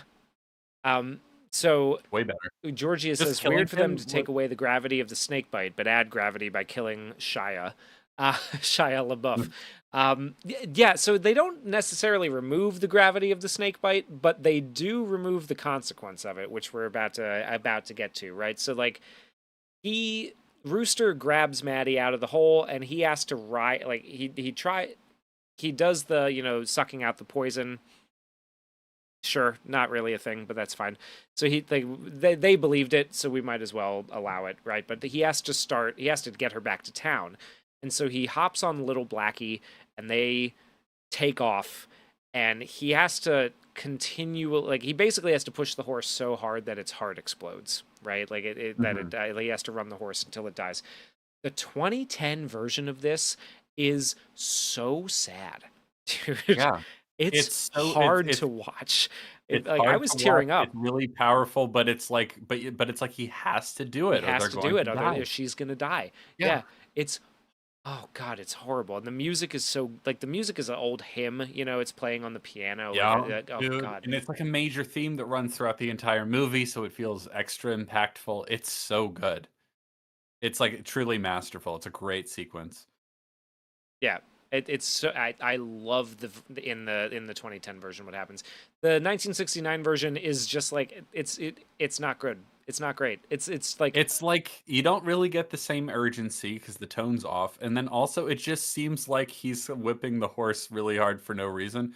Or it's like there's no sense of like you're riding the horse hard because we're really in danger and we need to, or else we'll all die. It just feels like, hey, like would you calm down? Why you riding the horse so hard? well, It she can't does handle the say weight. like she screams, she's like, stop it, he's spent, you're killing him, and it's just like yeah, But it but like like he's but she says that too early yeah, also. it's very quick. And we don't like. I mean, I knew. I kind of knew that it wouldn't be quite as grotesque. Well, yeah, grotesque because like he stabs the horse in the hind quarters to Mm. get it to run faster. It's so sad, man. Yeah, no, they actually, yeah, Jay Jameson, they actually did it. Yeah, they show the whole thing, and it's really heartbreaking to watch. I mean, it's difficult because Because like, then when the horse is spent and its heart explodes and it's just like lying on the ground and everything, then he has to shoot it too, and like we don't really shy away from it. yeah, It's and then really and then effective. he picks her up and he starts running with her and carrying her. Yes, Like in and like the literally running with her, not just like walking, which is a really nice detail, right? That he's just like, all right, now it's up to me, dude. It's so good, It's and so like, fucking good. And then he and it's really collapses before he meaningful can get too, her because there, so he shoots off into the air. Oh my god. the whole thing is obviously like there's I mentioned the sort of visual parallels with like the lights of the inn and her father's dead body in the snow out in the darkness, and then when they arrive he shoots up in the air and the lights come on, and like the warm lights of a house in the distance, and they're sitting there in the snow like almost dying, and he is sort of become a sort of surrogate father figure for her in a way by redeeming himself. It's all comes together, it's all very meaningful and emotional, and it's like but it's not saccharine because we really had to pay a pretty heavy price here. We literally had to ride a horse till it died. They're on the verge of death. She is ultimately going to lose an arm because of this snake bite, but she's going to live, and they got justice. So it's like it's probably the best sort of like, I don't know, like we pay a really heavy price for like something ultimately really good, so it's very satisfying all around. It doesn't feel too easy, you know? Yeah. Uh, Just it's perfect. It's yeah, perfect. this is such a well executed scene. Georgia says in 2010 when they're leaving, he rides right by Ned's horse just standing there instead of taking it for after he kills Blackie. I think the problem with that, right, is that he would then have to ride that in order for that horse to keep up, he would have to ride that horse just as hard. So it's not like I don't know, that doesn't bother That would me very actually much. be Like logistically more cumbersome than you'd think, trying yeah, to do that, I don't because know. they're That riding at that like full sprint, you know? Yeah, he has to ride at full sprint and like making sure Keeping that her the alive, other 'cause yeah. yeah, she could, like, if he just puts her on the other horse, she's gonna like fall off, you know what I mean? Yeah, Like she okay, not yeah. as hard, but the other horse would still have to keep up with and I don't know, man. That's just not that doesn't bother me quite as much. It would last a little bit longer, but I don't know. I don't view that really as like a huge problem.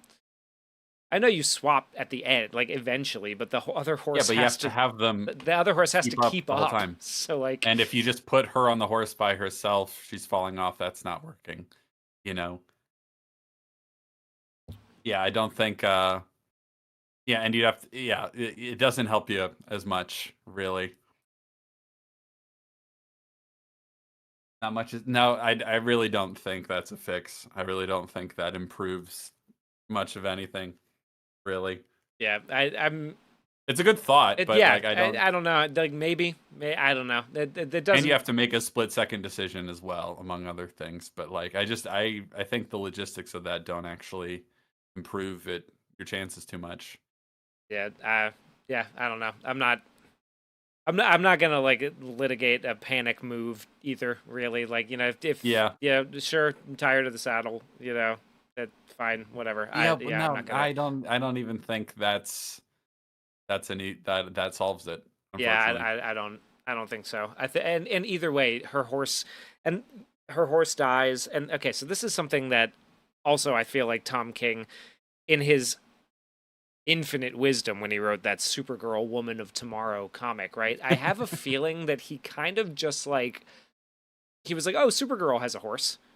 And in True Grit, the horse dies. So I'm going to do a version of Supergirl where her horse dies to save her life. Because that's what happens in the comic is like horse boy the super horse or whatever the fuck he is. I don't know what the fuck that like that's such a bizarre like backstory for that. He's like a somebody who was like Is it a a guy. Kryptonian horse, or is it a No, normal it's not a horse? Kryptonian horse. It's a guy who was turned into a horse No, stop. as That can't be. penance, No like, way. and as penance for some past sin, he has to like serve Supergirl or something. Like it's something like that. And then when he dies, he gets to turn back into a man. And so like if you don't know that Supergirl has a horse that also is supposed to be a dude, that at the end of the comic where he dies and then like transforms into a guy, you're like, wait, what the fuck? Like, what's happening here? Like me, when I was reading it, I was like, what the fuck is happening here? I I don't. Oh, You know, Lord in heaven. Ephraim Winslow says, fun fact, Supergirl has an unrequited romance with the same horse in more than one continuity. that is a fun That fact. fun, really fun fact. Yeah, I do. Point being, I feel like Uh, Tom King looked at True Grit and went, "Oh yeah, horse dies to save girl. I'm gonna make Supergirl into True Grit from that." Like that feels like the kernel of the idea to so me. weird. Just So like weird to even look at True Grit and be like, yeah, that'll work for Supergirl. But even if you're going to do that, like we've talked about already, you made some pretty bizarre choices there, Tom. yes, you did. Certainly did. So they ride until the horse gives out, and then the shot rings out, but the lights come on. So you think that they're likely saved, and it turns out that yes. And we flash forward to Maddie, and now she is a grown woman, and she says through narration a number of things. We see her; she's walking around. She has half an arm because at the elbow, her left arm has been amputated as a result of the snake bite. So there's the literal embodiment of the toll, the price she had to pay to get justice. There it is. She's, disfigured for the rest of her life, but she carries herself with a sort of like poise and like solemnness, like it was worth it. Like it never really occurs to her at all that like that was too steep a price to pay. She's like, nope, that's just that's what happened. And I like that. I like what that says about her a lot. The most interesting thing here, I think this is probably the biggest difference between this movie and the 69 movie, is that this movie is kind of shows her now as an adult being kind of, I don't know, she still doesn't really fit into society anymore. She's been through too much. She hasn't been married, she doesn't have any children. She's kind of like a Yeah, hermit. she calls herself what, like a grumpy old maid or something like that. Like Something like that, yeah, yeah. at the end. It's almost like she she kind of lost in a way she kind of lost the rest of her life through the pursuit of, and it was worth it for her, right? But she Yeah. hasn't really, she lost her arm, but she hasn't really changed, right? Like she's kind of, this happened to her and she's existed since, you know Mhm. or she went through Actually, this and mind she. if I read through some of her Yeah, narration go here? for Because it. I think it's really good. I think the precise wording is really strong. You tell me if this is what it's like in the book, but the first thing she said is, "I'm growing old." Great. Great first way to open the narration, but a quarter century is a long time. By the time we reached Bagby's store, my hand had turned black. I was not aware when I lost the arm. The marshal had stayed with me, I was told, till I was out of danger, but he departed before I came around. Once home, I wrote him with an invitation to come by the next time we found him. He found himself near Yell County and collect the $50 I still owed him. I did not hear back from Marshal Cockburn, and he did not appear. Then one day I received a note from the marshal with a flyer enclosed. He said he was traveling with a Wild West show, getting older and fatter. Would I like to come visit him when the show came to Memphis and swap stories with an old trail mate? He would understand if the journey were too long. Brief though his note was, it was rife with misspellings, and which is just such a great Yeah. detail to include, right? But like while she's saying the like, would I like to come visit him? He would understand if the journey was too long. We see her going on the journey, which is also a really nice touch. Just like setting those things simultaneously, right? Like, of course, it's not too long of a journey for her because that's how much their relationship means to her, which is a really nice touch. But she gets there, and she unfortunately finds out that he He died died a couple days before. Yeah. 3 days before the show at Jonesboro, Arkansas. Buried him there in the Confederate cemetery. And so yeah, she just missed him. So there's a tragic sort of melancholy to that as well. Um Yeah, we believe the Yeah. warm weather was too much for him. Man, another great line, right? Because it's kind of so true of both of those characters. It's like the warm weather and easygoing life, the lack of conflict and adventure just like was doesn't suit either of them really. And so like when they finally sort of like retire to an easygoing life, they aren't fit for it. And so like the warm weather was too much for him and then he just finally died. It's like that's really powerful in its own way, I Yeah. think. I like that. Yes, what was the one of the guys asked, "What was the nature of your acquaintance?" And she says, "I knew the marshal long ago. We too had lively times. Thank you, Mr. Younger." And so, and then she Then the other continues, guy, the other guy who didn't get up, she says, "Keep your seat, trash." yeah, which is great because he refused to get up for a woman. You know what I mean? So she's still kind of like an ornery old lady. She says, "I had the body removed to our plot, and I had visited it over the years. No doubt people talk about that. They say, well, she hardly knew the man. Isn't she a cranky old maid? It is true. I have not married. I never had time to fool with it. I heard nothing, which is, a certain kind of cope, but Yeah. you can forgive it. I heard nothing more of the Texas officer Labeef. If he is yet alive, I would be pleased to hear from him. I judge he would be in his 70s now, and nearer 80 than 70. I expect some of the starch has gone out of that cowlick. Time just gets away from us. Um, and I think that's the last It's line, pretty right? close. I Yeah. mean, like, there's more details about his life and like what ended up happening to him in between Oh, in joining the the book. Wild West show in the book. Like, it's like he gets fired from being a federal marshal because the guy who he had testified against, at the beginning, gets out. Like, he escapes from jail before his hanging, and then he ambushes him in a saloon, right, with two other people.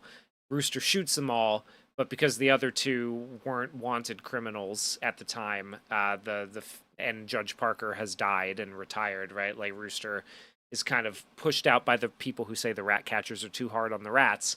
He's forced to retire his badge and move on, and then he ends up wandering for a little bit before he joins the Wild West show that's on tour. Yeah. Which I like It's that. interesting. I like that a lot. I think that's really interesting, right? It's like it's the idea that the frontier is closing and his particular brand of frontiersmanship and personality just doesn't gel with with the direction that the country is going in, Yeah, right? becoming more And ordered, she civilized, yeah, and whatever. she has, she's on her own. She never married. Um, but she, buried a friend in her family plot, because he never had a family, not really anyway, right? Yeah. And so he's found his place in the eyes of this person who's an embodiment of, justice and truth, and all of that, and so he gets his resting spot. I think the 2010 version does a great job of wrapping the story up in a way that sticks to the way the book did it, right? I agree. What does the 1969 movie do, Hugh? Ooh, boy. The 1969 movie, she doesn't lose the arm, first of all. Yeah. I think that's already, uh, you know, you should have had her lose the arm, but that's in keeping with the general gist of what they changed about it, making it a bit more of a whimsical adventure than it probably ought to be. Yeah. LaBeef is dead, right? So he's not, Ugh, I really don't I like don't like that the that more at I think all. about it. And then Rooster, his horse Bo has died. He was shot during the fight, but he gets a new one, and he says to Maddie, Maddie, like, he visits Maddie at her homestead in Yell County, and Maddie says, well, you could be buried right. This will be from my brother and his family, and that'll be from my sister and her family, and this will be for me next to Papa, and I'd prefer if you were buried next to me, Rooster. And he goes, well, that should be for your family. And she goes, I don't know if I have much time to fool with that, you know. And Hmm. then she talks about his new horse, and he goes, oh, I heard this horse can leap a 4-link fence.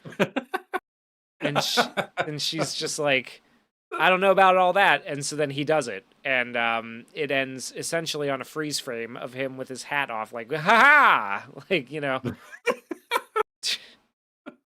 Yeah, I mean that is That's basically. I yeah, don't like it. I don't like the ending at all. I don't think it gets at it's like the grittiness of where this the true story needed grittiness. to, I the agree. true grittiness of where the story needed to go. It's just wrapping it up in it's like, oh, it's like a fun little romp we went on through Yeah, the hills. he doesn't ride off into a sunset. He does a little freeze frame rearing up on his horse, like haha, like that is the perfect way to describe it. And then it freezes, and then the credits roll over that still image of him being cool, John Wayne on a horse. Yeah, okay, so I think it's better and more powerful basically in every dimension if she has to pay a heavy price, and the fact that she ends up kind of like a hermit who never marries, like, I don't I'm not happy that that happens for her. I kind of want her to go on to have a family and just sort of have a normal life, but it is kind of like I recognize that it's believable and true in a sense that this is probably what would happen to her, right? Like, I'm not thrilled that she never goes on to marry, but I think it's a stronger narrative choice. So really the only thing that I'm like slightly happier about with the 1969 ending is that she seems to have retained some of her I don't know. Like I can imagine that character going on and like having a happy life and a family. So that's nice in a way because that's good. But in every other way, it is a clear and obvious step down. We're not treating it with the proper seriousness and weight that it ought to have. Like I don't know. It's pretty subpar ultimately. It's Yeah. just it's lost all its teeth. It's lost all of what made it interesting. I'm happy she's still like she we get justice, yay, and now we get to go on and live happily ever after, but it just doesn't really it doesn't fit as well. It doesn't work. It's not as strong. It's not as believable that it ends on such a happy, fun note. J Jameson, you're gonna have to clarify what you mean. What's the difference between her dying or not if she has nothing to follow? She doesn't die in either of them. I'm not. No. She loses an arm in the book and the 2010 one. In the 1969 one, she's just like in a sling, but It's gonna be fine. she's gonna be fine. She's gonna recover. Um,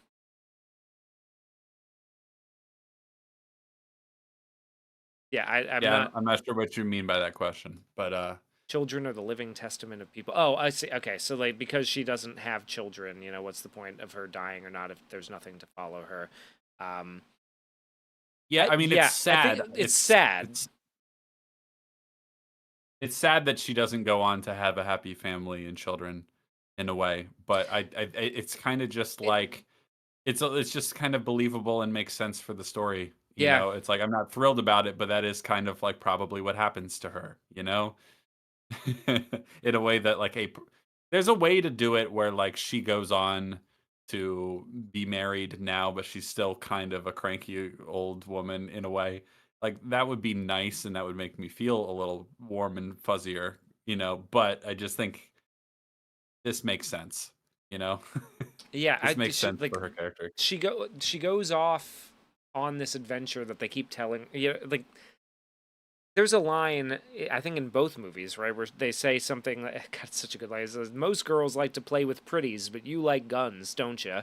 And she says, "If I liked gun, I don't care one thing about guns. If I like guns, I'd have one that worked," because she failed to shoot Tom Cheney, right? That's a Which great is a line. really great line. But I think what it's kind of getting at there is that she's not really like she's gone off into the wilderness in a way that most young women wouldn't, and she's come back changed to the point that the life of your typical woman doesn't really hold meaning for her, right? Like Yeah, and it's there's and almost like it's in a a tragic sad way. thing in a tragic way. It's not like it's because she can't really move on past that story. You know what it So reminds me of? It reminds me of Frodo not being able to go back to the Shire. yeah, exactly what it is. It's Frodo coming back to the Shire and realizing that like things are different for him, and he can't just I can't just go back fall anymore. back into that life.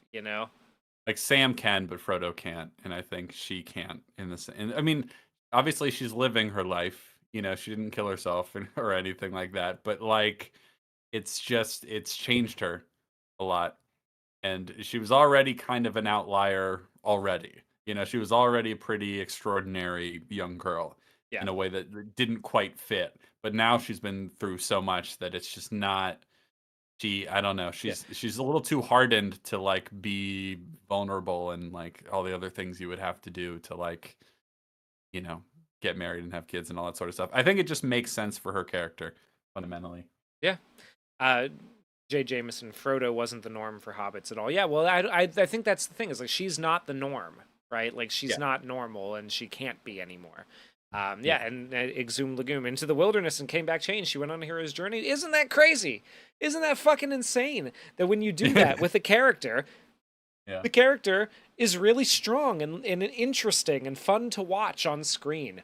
Wow. Oh, Georges Rex makes a good point that like, she becomes the matron of the family. It's like she's, isn't it in the book? She's like, she takes care of their family and their property and all that sort of stuff. She And takes she's care of the got, property and everything like that. It doesn't really mention her sister and her brother's family, but like yeah, she just kind of she continues wasn't to an only manage the child. books. She's not the end of a bloodline or anything. It's not quite that bleak, but yeah, I don't know.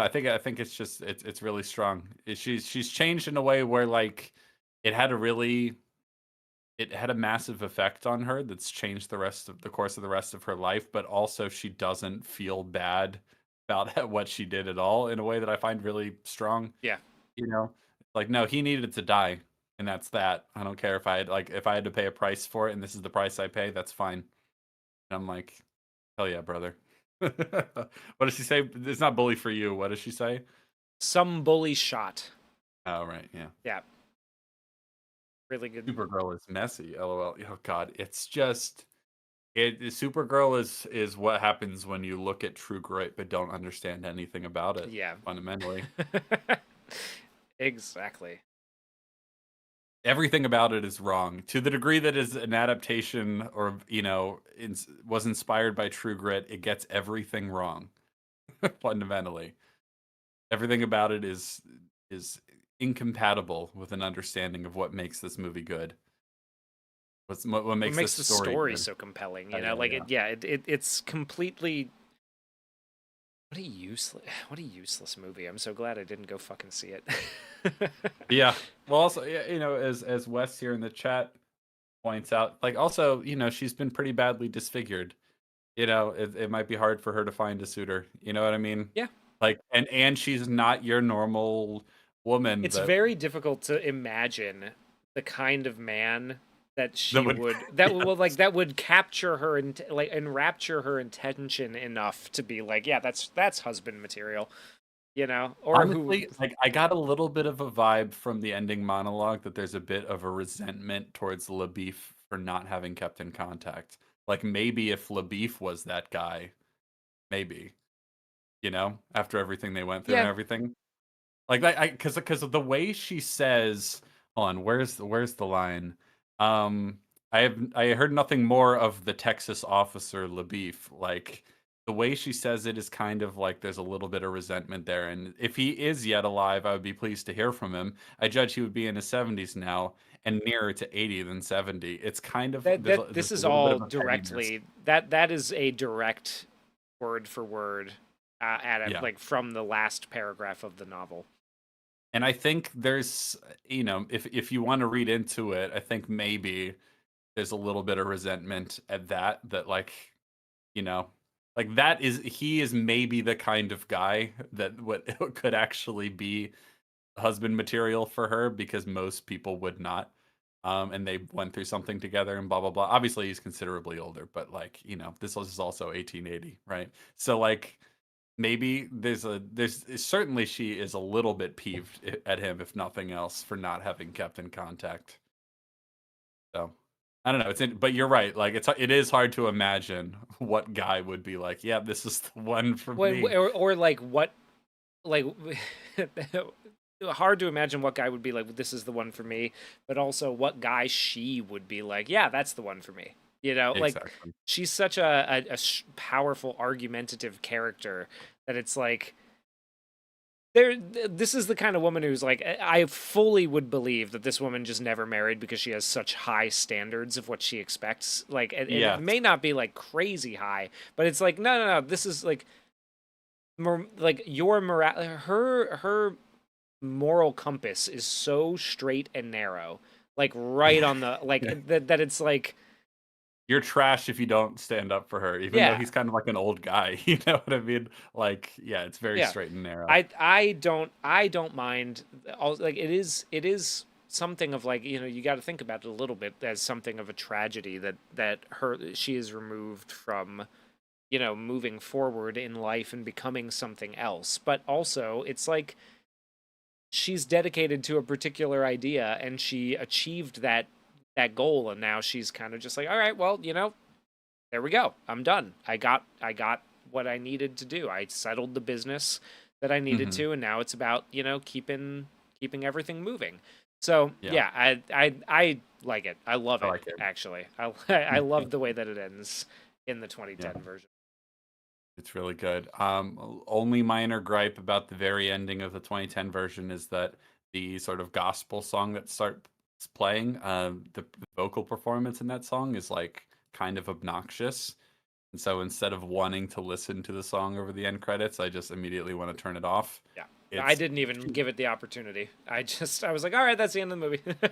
Yeah, There we which go. is a shame because it ought to be a really nice moment. She's walking away off over the hill, and it's got this great old, gospel song playing, but it's the vocalist is doing too much. It feels very try hard, and I don't care for it. It's kind of hard to listen to, so I just go, okay, that's good, and I turn that off. So, that is a minor gripe because, the ending is otherwise very, very strong, but just in that final moment, it's a little like, "Oh, that was a miss." Oh, well. Yeah, the 2010 True Grit is a legitimately very good movie. Maybe just shy of great, uh, but very, very strong, worth rewatching, worth remembering, I would say. I think maybe people don't talk about that movie enough.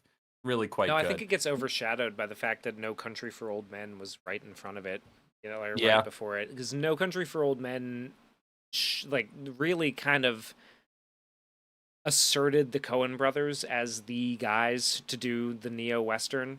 Like, and then they do True Grit, and I think people kind of, they watched it. I went and saw it. I liked it, but then it just kind of, fell by the wayside afterward. Plus, it's a Yeah, and remake it's of something that interesting. John Wayne won an Oscar for, so it's got a lot of baggage, and to its But it's staying very good, power, and I but it's also think really it's good. a nice counterbalance to No Country for Old Men, just in terms of its, like, I don't know, Optimism. yeah, optimism, or just like two sides of the coin, if you will, that work well together. Because it's not because we've talked about this before. I don't think No Country for Old Men is nihilistic ultimately, but it is kind of like pessimistic. Like Yeah. sometimes the bad guy just gets away with it, and this is like, nope, not this time. And it's nice. It's a nice counterbalance. I think it's a really strong movie. The 1969 movie is pretty okay. I like it enough. I'll Yes. never watch it again, I'm sure, but I didn't hate watching it. There's a lot of fun stuff in it because at its core, it is still a really strong story, and there's some good performances and some nice shots and all that sort of fun stuff.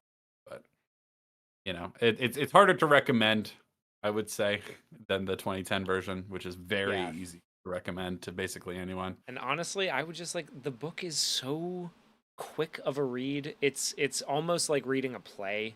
I can't recommend reading it enough. If you're interested in that kind of thing, if you like to read and you like westerns, True Grit just kind of it's fucking great, man. It's really good. Yeah.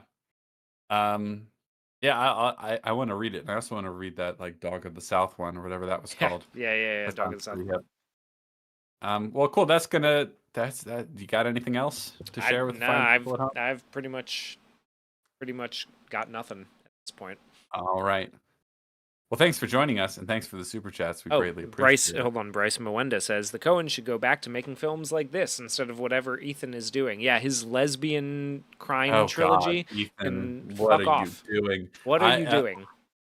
Ever since they they broke up, him and his brother as a filmmaking duo, I have learned so much about Ethan Cohen that has been against my will. Um, Ethan Cohen is like a weird polyamorous pervert, and I'm like, oh, I didn't need to know that about him. And when you watch, okay, so far, the Joel Cohen has released one movie on his own, and Ethan Cohen has released two. Is Joel Cohen Both of Tragedy of Macbeth? Yes, it is. Okay. Which I thought was pretty all right. It was good. There's a lot of good stuff in it. It's Macbeth, and I like Macbeth, but there's some things I don't love about it. But certainly, it's very serious, and there's a lot of good stuff in it, some good acting and some good performances, and it looks cool. Um, Ethan Cohen's two movies have been hot dog shit. I only watched one of them, and then I saw the trailer for the other one. I watched Drive Away Dolls, and it was awful. Awful, awful, awful, fucking terrible movie. I could not believe how bad it was. And then he had another movie that was like that. I watched the trailer for it, and it looked like the same movie. I'm like, okay, well, clearly I'm never watching a movie you make ever again, at least until they get back together. I didn't realize that all the talent was in Joel Cohen, but apparently it is. Ugh, I was so annoyed. Drive Away Dolls is Wait, abysmal. what the Abysmal movie. what the fuck?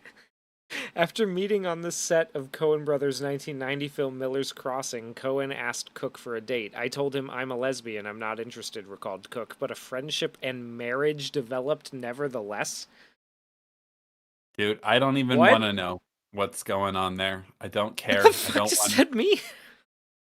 You know, I Okay, know so they're he in just a. married a lesbian. I don't. Frankly, Hugh, I don't want to think about what this says about him. I just don't. I don't care to. I don't. It's gonna cause me too much psychological pain thinking thinking about it.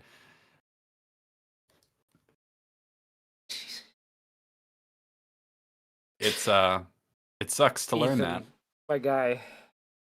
Uh, you know, at the very least, he gave us some fantastic movies with He when he helped was give us some fantastic movies, allegedly. I am now no longer so sure how much of that was even him. To be perfectly frank, I don't know if he lost it at some point or if he never had it. Like, because, man, everything he's done since they split apart has been awful. He Yeah. converted her. He didn't. It No, sounds like no, he he didn't. didn't. No, he didn't. It's the whole thing is that like she's still a lesbian. And he's like, And, that's good enough and he's for just me. like, yeah, that's fine. It's like he has That's a not lesbian dad friend. move. I'm so sorry. He has a that's lesbian not. friend who he shares a bank account with. And maybe he shares women with. Maybe, but Maybe like, that's part of it. oh, ew, what kind of fucking Neil Gaiman gross shit is God this? only knows. I don't.